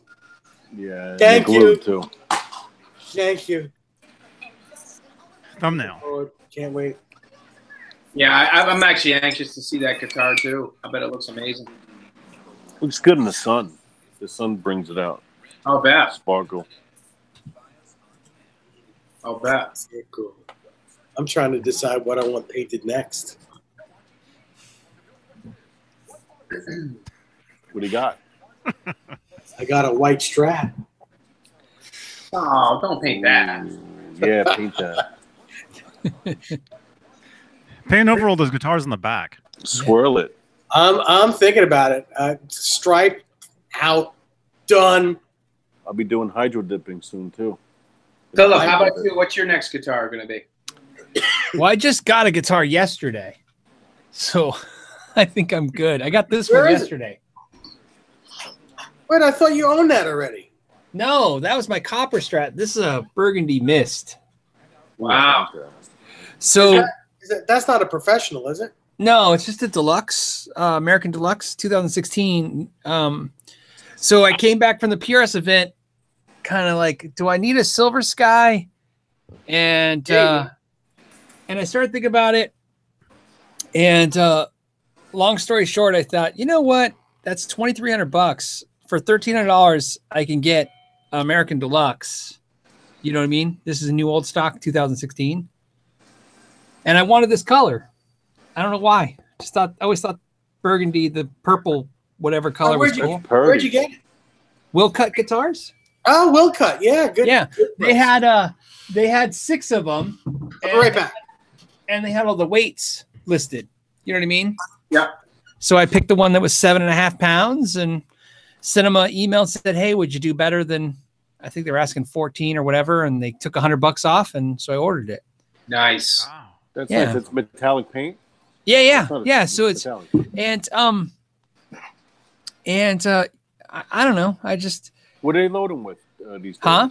That has the N3, the noiseless pickups. But I'm here. I'll show you. I'm a humbucker guy, anyways. So like this is my copper Strat. This is what I think Dave thought it was. Oh, that thing. I have a copper colored Strat, but I eventually will shove humbuckers into all my Strats. You know what I mean? Yeah. Like this. That thing is nice. Yeah, I've kind of learned over the years. Yeah, see, I've learned over the years. My thing is, I love the way Strats feel, but it's like humbuckers. So I just buy Strats and shove humbuckers in them, and You don't like a stratty tone when a good Strat guy plays it? Like a I love Strat tone, but what I've figured out is this: no matter what humbuckers you stick in a Strat, it still sounds like a Strat. Like, you know what I mean? So I still get Strat tone. I just don't have to listen to any hum, and the notes sound a little fatter. You know what I mean? Get a little more meat, yeah. Yeah. Well, congratulations on the guitar, man. Thank you. Beautiful. Yeah, I really thought it was that copper Strat. I was like, man. Yeah, as I was saying, the copper one's right here. So There you go. Damn, that thing's Yeah. nice. That is which Deluxe too, isn't it? this is a custom shop one that I had made from Fender, and then I You see the headstock? yeah, it's just painted to match. Oh man, that is sweet, dude. And then this is back when Fender would do that, make you a custom guitar without being some stupid, crazy $7,000 master built. You could just spec out a guitar. Locking tuners? Yeah, I put the Spurzels on it. Oh, those are nice. Yeah. Yep. And then I I just put did those on my Malmsteen guitar. Big difference. Yep. And then this is a 12-inch radius. Okay. And then I did a nice burl type neck. That is nice. Dude. that's beautiful. Yeah. And then it's standard bridge, and then I put these in myself. These are the Thornbuckers, the Pete Thorn Thornbuckers. Oh, how those sound? I know I Johnny love had them. a set of those. When I was at the German thing, the GitCon event, I took Pete's guitar. I was bored. You know, you're stuck there. So I took, when Phil X wasn't looking, I took his guitar and ran off with it, right? I thought it was funny. They didn't care. So I took Phil's guitar and I just did videos with it and played it and goofed off with it. And because you know what drives you nuts? Guys who work, like do this for a living, they leave their guitars laying on, like, you know what I mean? Like to them, you could tell it's just a tool. Like here, so anyway, so I took Phil's guitar. Then the next day, I saw Pete's Sir guitar there, and I took it, and it was kind of funny because I was playing it, and I was like, man, this sounds great. And then when he found me, you know, he's like, hey, and I go, you want your guitar back? And he's like, yeah. And I said, you want to do a video together? So we did that video where I reviewed it, and he's with me. I fell in love with the guitar. I just couldn't stop thinking about how it sounded and felt. And it's like $3,600. It's a lot of money, yeah. It's a lot of money. And it's because it's an artist model. It's got the gold top or black. Well, he's got a blue one too. Yeah, now he's got a new color one. I think green or something like that. He's got a new color too, but maybe it's blue. But at that time, it was just the gold and the black. And I said, can I get a different color? And he goes, no, you can get another guitar in a different color, but mine only comes in black or gold. That's how it comes. And so I go, man, I really want it, but I want it in a different color. And I thought about it. And on the flight home, I go, you know what? I'm just going to buy his pickups, because even though his pickups are $150 a piece, $300 is a lot cheaper than $3,000. You know what I mean? Yeah. So I came home and I stuck the pickups in the guitar, and they sound fantastic. Johnny has a set of those, just waiting to go into a guitar. Yeah. So. Yeah. So that you got to put them in, Dave. Huh? Put them in that white Strat. No, I'd have to rat out the actual body. That's an American vintage 50s, one of those new American originals. Oh no! It doesn't have a swimming pool in it. No swimming pool in this guitar. I'll cut it up. I have the 50s and the 60s. I have both, and I love both these guitars. I'm in love with both these guitars. And I'm normally a custom shop snob, and I'll freely admit it. But I played both of these guitars, and they are just as good, if not better than any. I'll put it up against any non-master built custom shop guitar. They are phenomenal. The Franklin said, Phil, what do you think of the EJ Strat pickups? I love those pickups, by the way. EJ Strat's probably one of my favorite artist Fender guitars for the way it sounds and plays. Yeah, and it's very much this guitar. The EJ Strat is basically this guitar. This has a couple of different appointments on it, like a string tree where the EJ doesn't have. Damn, that thing is nice. But it's got the thinner headstock like the EJ. It's got the fat neck like the EJ. You know, like a 57 Strat. Is it the 12-inch radius too? No, that's the other thing. This is 9.5. Oh. But it's still. Dave, can you bring that to the party tomorrow? I can, but Pete told me he didn't want me to bring any extra guitars because he doesn't listen to him. Don't listen to him. Don't listen to him. What? More guitars, more fun. Yeah, because he said his wife would kill him if we. Well, yeah, we have downstairs all day. Yeah. But I'll bring it. If I have to, I'll leave it in the car. I don't care. Just tell me you need a truss rod adjustment or something. They'll be okay. He's probably watching this right now too, hearing all this. I think we would know it if he's watching it. Yeah, we'd hear that voice through his texts. No, you would hear the coughing through his text. Yeah, have another cigarette, Pete. And the sound of breaking legs. Gosh. Hey, Philip, I got a question for you. Sure. Have you played the Furies, the Fury pickups? You know, here, yeah, the Seymour Duncan ones. Yes, right? I have those in my Strat. I love them. I like them a lot. I don't know why. Psychologically, I think I like the DiMarzios a little better, but they're different. You know what I mean? Yeah. But I like them both. That is when I bought pros that. And cons. No, pros and cons. Different voicings, right? So it's like, you know what it is? Actually, I'll tell you. I've just heard the DiMarzio ones in the Yngwie Strats for so many years that they just have a sound. And I think maybe the Furies sound better, but better doesn't always mean better, right? Because I think they sound fuller sounding. Well, they're supposed to be humbuckers. They're supposed to be stacked. Yeah, well, so are the original, the HS3. Yeah. Oh, it's HS2? Yeah. I think Malmsteen started with the HS2 and then went to the HS3. Okay. Yep.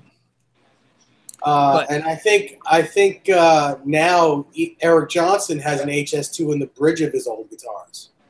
Yeah. You know what's funny is, like I said earlier, the EJ pickups are some of my favorite pickups. My second favorite pickups are the Yngwie pickups. It doesn't matter if they're the Seymour Duncans, the DiMarzios. You know what I mean? It's funny to me. It's like these guys, these artists, they just know how to use their ear to get companies to fine tune something into being right. You know what I mean?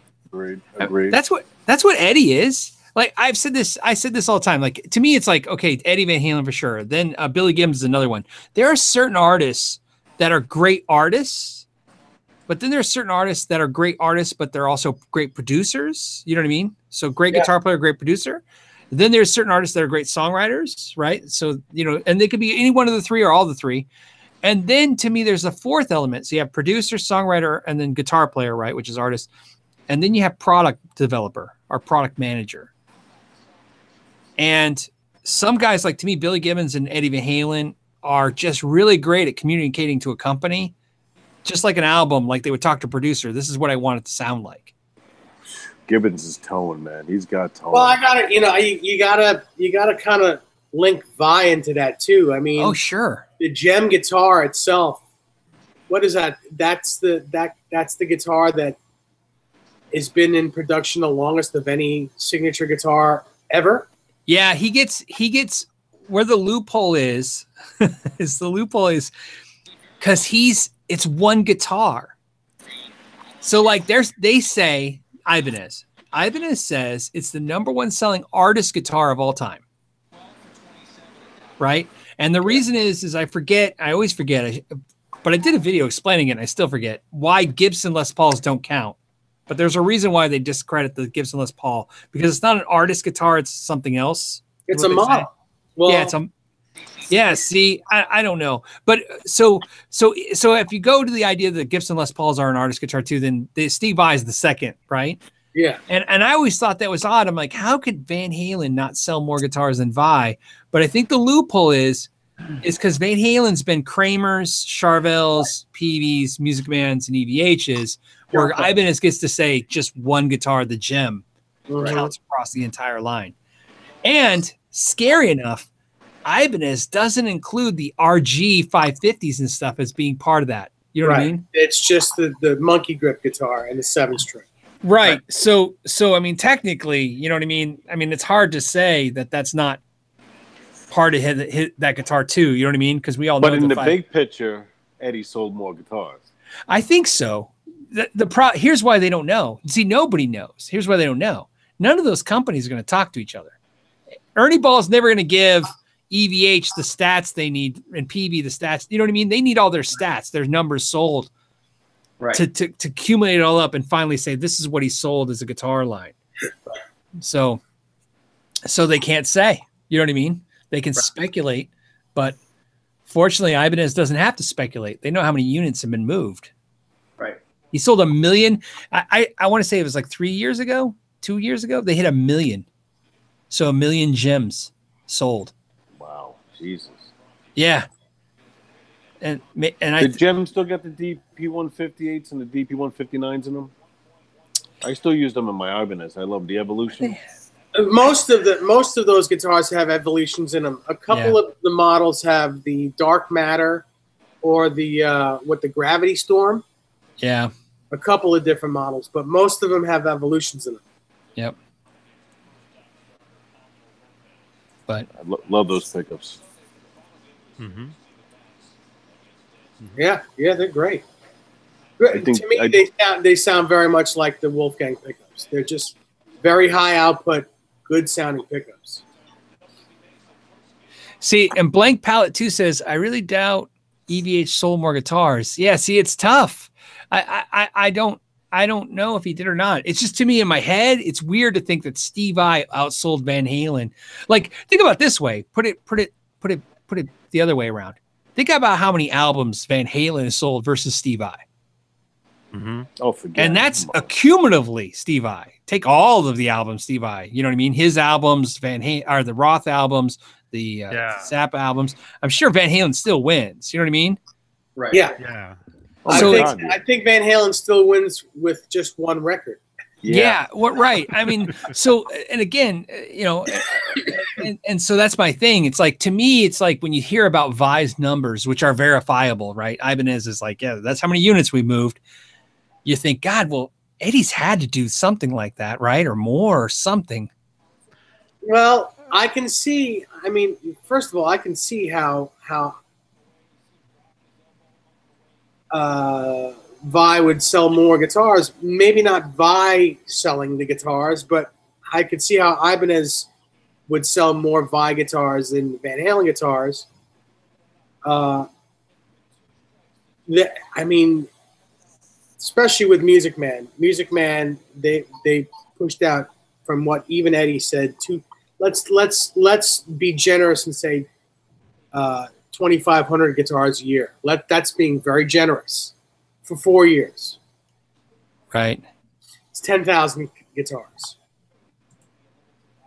Right. That's just Music Man. That's being generous. 10,000 guitars. Right. Then PV, he was with them for what, 5 more years? Yeah. 4 more years? Something like that. Yeah. Probably, maybe we'll be generous and say we'll add another 5,000 to that, because they, you know, the whole reason for leaving Music Man was because they couldn't build enough of them. Right. So let's add 5,000 and call it 20,000. So what, we're at 35,000 guitars. Right. And now with EVH, we've been with them since 2009. They're only making American guitars to order, so there are not that many being made. No. So you're getting the Indonesian and the made in Mexico ones, which are a dime a dozen, but still, how many have they made since 2009? Yeah. And Ibanez has made a million gems. Yeah. So there you go. There's, you know. Yeah, it's crazy, right? Yeah. Well, here's where Eddie wins. There's no way. I mean, of course, say no way. We have no idea. There's no way, but that the legacy amps outsold the 5150s. No, not at all. God, no. That's for sure. Right. So Eddie wins on amps for sure. Hands down. Yeah. He wins on a lot of things. Yeah. Like you, Craig. Like the arm wrestling tomorrow. Yeah. Yeah, I don't think it's going to come to arm wrestling. Aren't all of Steve Vai's fans, all the people that buy his music, aren't they all guitar players? And don't they all buy his guitars? You know, that's a good point. I never thought about that way. Yeah, I mean, the majority of Van Halen fans are not guitar players, right? They're music fans. Right. Where I don't know if Steve Vai has he has obviously non-guitar player fans for sure. But no, I would definitely say he's definitely a guitar player's, you know what I mean? Yeah. Musician. Yeah. Yeah, absolutely. I would think most people that buy his albums that are really into him buy those guitars and they play those guitars. Whereas Van Halen fans, you know, you got somebody living out in the middle of nowhere that buys 1984 because they like the song Jump. Right. You know? Right. I mean, Steve Vai's a little bit more obscure to the average normal music, you know, listener. Whereas Van Halen, everybody knows Van Halen. Everybody knows, you know, Bon Jovi. Everybody knows Aerosmith. Steve Vai, like you guys just said, yeah, absolutely. I mean, it's probably going to be the guitarists that have that appreciation for his amazing playing, you know. Right. Yeah. Plus, also too, Steve Vai also, those guitars at that moment in time were definitely the right look. Oh yeah. You know, I mean, when you create a guitar that looks like a Swatch, and the Swatch watch is like the biggest watch at that time, you know what I mean? Right. I mean, if you, like I said, people don't, sometimes they forget, like when you think of when I think of the Gem, here's what I think about 1988, right? That comes out 87, 88. That guitar hits literally the biggest things in fashion, right? Like those color changing shirts and nuclear fluorescent high top sneakers, right. Swatch watch. I mean, Saved by the Bell is like the biggest kids show. Yeah, I mean, it is. I mean, you know what I mean? Like Eddie's guitar was Eddie's guitar. It was red, you know, or the black and white stripe. Let's start there, right? It's like that's a look he started, but that wasn't a fashion statement at the time as well. Where the Vai guitars was literally in trend with the fashion at the time too. On top of it, right. That's true. That's a good point, actually. Yeah. Yeah. Never really looked at it that way, actually. Yeah, you know, but I think it's a little bit different. I think that might be a coincidence, and I'll tell you why. Because the guitar he was using, the green Meanie guitar, right? He was using that guitar in '84. Oh yeah, the Charvel, and it was green. Yeah, he painted it green when he was in Alcatraz. Right, and it had goofy colored knobs and stuff too. So I mean, he's been using the fluorescent color guitar before that was in fashion. No, I don't mean like he took that idea from those things. What I'm saying is he released that guitar, and it's like, you know what I mean? It's like it's right. I mean, perfectly. It was another accessory. Yeah, like you dressed around. If you played that guitar, you had a whole look. Right. You know. Yeah, it was definitely right. It was definitely the right look at the right time. Right. Yeah. Craig, when I see Vai's heart guitar, you know, the big heart, I think of you. Relentless. You said heart, right? Heart, yeah. The big heart guitar, and we play with Rob. Again, I can't say what I'm thinking. It has two necks. You can think about Dave too. Three. It has three. Three necks. You can think about three of us. That's right. Three necks. Three necks in the pool. Broken necks. Was there a case for that guitar? Yeah. Oh, yeah, it came in two pieces. Yeah, two cases. All kidding aside, that was a pretty cool guitar. Where else did we see that though? Other than that, was it the Yankee Rose video, or was Yankee Rose, right? It was. Yeah, it was in Yankee Rose. Paradise, maybe. I've seen him play that guitar not Yankee Rose. It was just like Paradise. That was a cool guitar, yeah. I saw the one. It was at the what's the Hard Rock Cafe next to our Universal Studios? Is that considered Hollywood or no? You mean LA? You mean? Yeah, you know where Universal Studios is, right? There's a Hard Rock Cafe there. Universal City. Universal City. The one that has the huge Frankenstein. Yeah. There's the heart guitar in that one. Oh wow. There's two of them. There's two. Yeah, but in that when I went there to eat once, there was the heart guitar was hanging in there. Yeah, there's two of them was made. One is there, and he has the other one. Is that considered 3 guitars? Yeah. Philip, do you ever see this one here? Oh, look at that. The replica I That did? thing is heavy. Yeah, it's pretty cool. Yeah, Craig had a chance to play this one. He really dug it. It's pretty cool. Yeah, I love it. You're bringing that one tomorrow, right? Yeah. I brought it. Yeah, I brought it last time I went out there. I don't think I'm gonna lug this thing around. Do you know how heavy it is? Yeah, it's about 15 pounds. It's actually weighted. It's like 14 point something pounds. It's just under 15.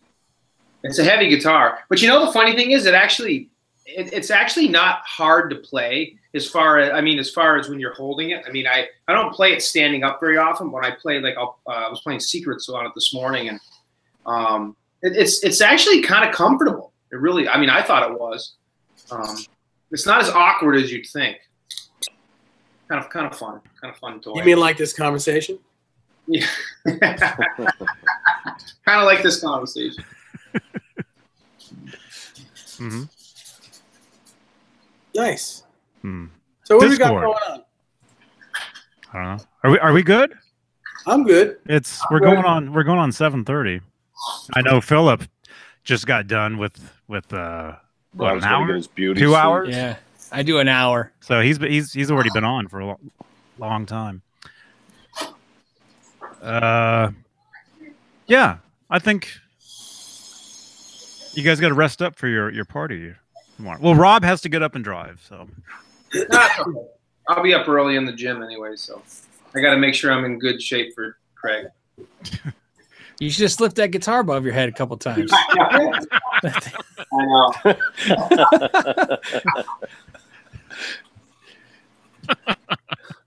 Speaking of Kramer, I don't know if Philip ever saw this one. Just real quick before we get off. Here we go. Maybe you saw it in the past, but here's one interesting one. Kramer. It's a 1982 B series. It's the purple Pacer with a rocking gear with the lawsuit headstock, gold Kramer. Gold Godo crown. what triggered that? Yeah, that's Siri. It's got the gold Godo crown heads. This is the exact same guitar Eddie had with a multi-tape guitar. The exact same one. So is that a replica? Did you? No, that's a real one. The real deal, 1982. That's Kramer. coming to my house. Dave, is that the same guitar I painted? It's similar. Yeah, body is anyway. Got the Rockinger locking nut. No, this is not a replica. This is the real deal. Actually, and I will thank Dave. Dave's the one that actually found this for me. Yeah, this is a really, really cool guitar. If you really want to know the truth, I couldn't afford to buy it at the time, and I said, Rob, I know where there is one, but I can't afford to get it. And the guy that owned it didn't want to sell it to anyone else. He said, I'll only sell it to you because I know that you'll put the stripes on it and make it look like, the real deal one. Yep. And I told Rob, he was like, you got to get him to sell it to me. So I did. I got him to sell it to him. The only thing I did to it is I put a Zebra Duncan pickup in it because I was contemplating putting the tape on it, and I didn't. I have a body on the wall that's, the body on the wall up here is multicolored. Oh yeah. So this one was, this is probably one of the most rare Kramers I have. Well, absolutely is. How does it sound? It sounds amazing. It's not in tune right now. I just hit a chord and it's out of tune. It's never in tune. It's got a Rockinger on it. What pickups does it come with? Well, actually, Dave, what's funny is this is I've had 2 Rockinger guitars. The black one that I had before I bought this is the one that I sold to get some money to purchase this one. didn't stay in tune very well. But this one actually, believe it or not, does stay in tune pretty well. Actually, Craig, the pickups in this one, this is a Duncan JB, and this is just a basic Duncan, I think 59 neck pickup. Is that the original pickup for the guitar? It is. So maybe it's a Schaller. It should be a Schaller. Yeah, it's a Schaller. I don't think it doesn't look like it is, but it should be. No, it is actually, Dave. You're right, because these were the original pickups. But this one, like I said, I swapped out because I was going to put the tape on it. So I just kind of liked the look of it with the zebra pickup in there. But yeah, very, very cool guitar. Very fun guitar. Like I said, coolest thing about this is the lawsuit headstock. You know, the Strat with the Godo crown head gold tuners originals. And the serial number is B0130. So it's a Bravo Kramer neck plate. Yeah. Pretty That cool. neck plate's seen better days. Yeah, it's definitely got a bow to it. And all those old ones had that rubber gasket, you know, around the back. That did nothing. Yeah, they don't do anything. It's the strangest thing. But there was rubber and there was plastic ones too. Yeah. Well, I think the idea was those things were going to stop the plate from pressing into the paint. You know what I mean? And indenting the guitars. Yep. Yep. But I don't know. Cool guitar though. Yeah. I'd have it.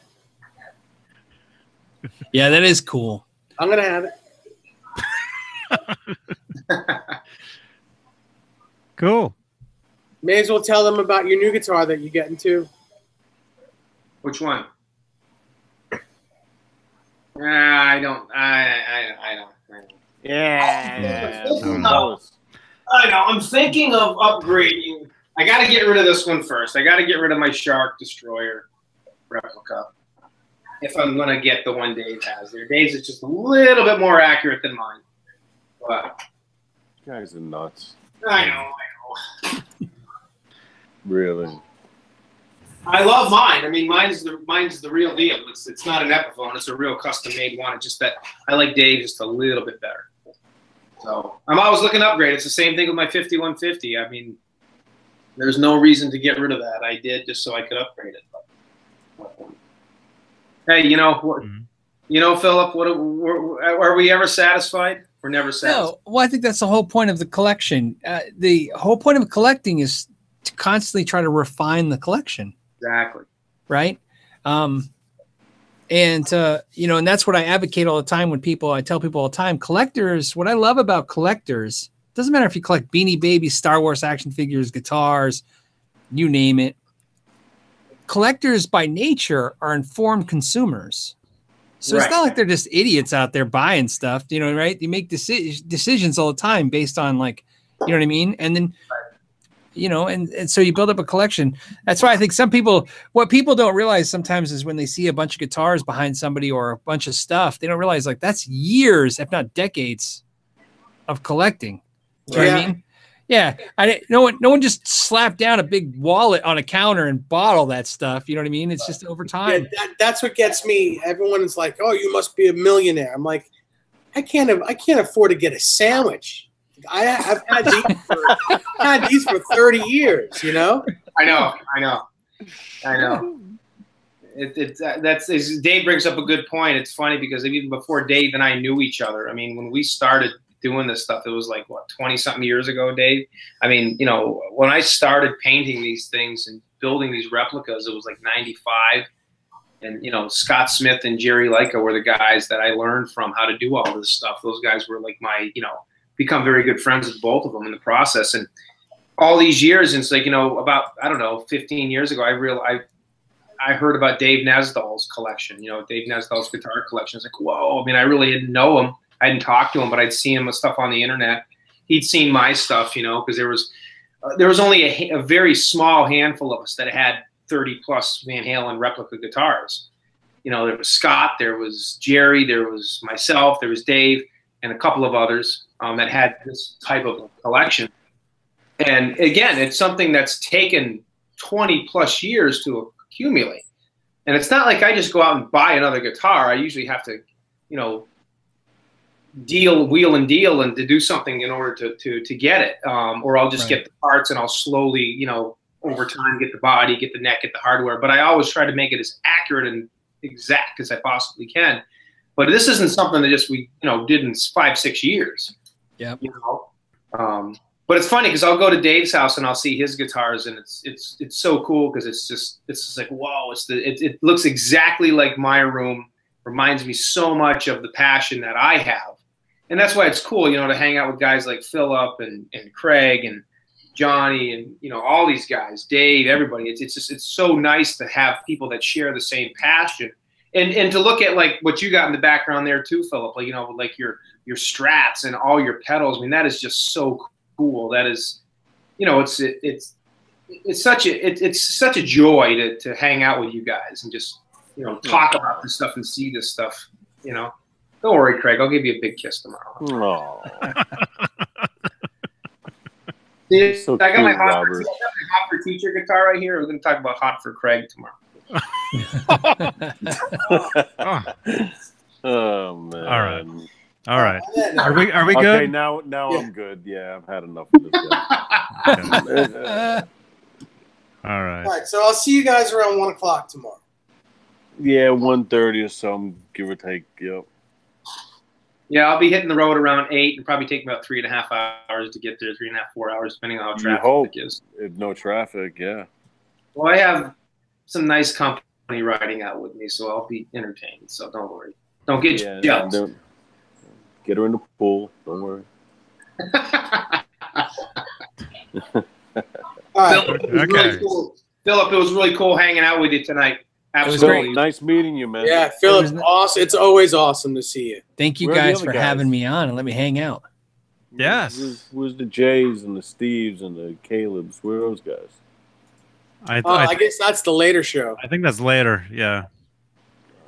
Yeah, Phillip. On Friday nights, I do 2 shows now. I do like Really? one. Like I do one now, Yeah, and then I do a later one. The late show. It's an R-rated show. And that's the one that goes to 5 in the morning. Wow. It's rated G. Everything on YouTube is now rated G. G18 is what it is. Yes. There's two things on YouTube is for sure now. Everything is G rated and nobody does copyright anything infringement. I There's know. 2 ways for YouTube to kick you loose quick. Awesome. Well, guys, thanks for having me. I had a blast. Thank Yeah. Yeah, thanks for coming Good to aboard, see you. Craig. Good to see you, man. Rob, Dave make sure Neville? your fingers are loose tomorrow. Absolutely. Ah, Is that the only thing you want to lose? Oh, Lord. okay. Hit Rob, the good to button. see you. Hit the button before it gets worse. Good to see you, Rob. It's good seeing you Good to see guys. you. Phillip, great to see you. And Rob, drive safe. I Phillip, will. I'm going to call you Okay. like What are you gonna call? tomorrow or something. Okay. Talk. Fair enough. All right, Dave, everybody, Okay. good to see you guys. Check out the Discord down below. That's where we hang out after the show. Join up. I think Craig, you just joined. I think. I did, but I'm by myself. There's nobody there. Oh, okay. You put All me in a right. room all by myself. All right, we'll jump over there. Everybody, subscribe. Phillip McKnight. What's your? It's just Phil. It's your name, right? Just it. Just my name. Makes There it you go. easy. Know your gear. Yep. Awesome. All right, we'll see you guys. I'll see you guys in a couple hours. Have a great weekend, everybody. DHS Customs. Yes. All right. Great. All right, guys. In the words of Jay Hannon, bleh. JohnnyBean.tv. Beh. Yeah.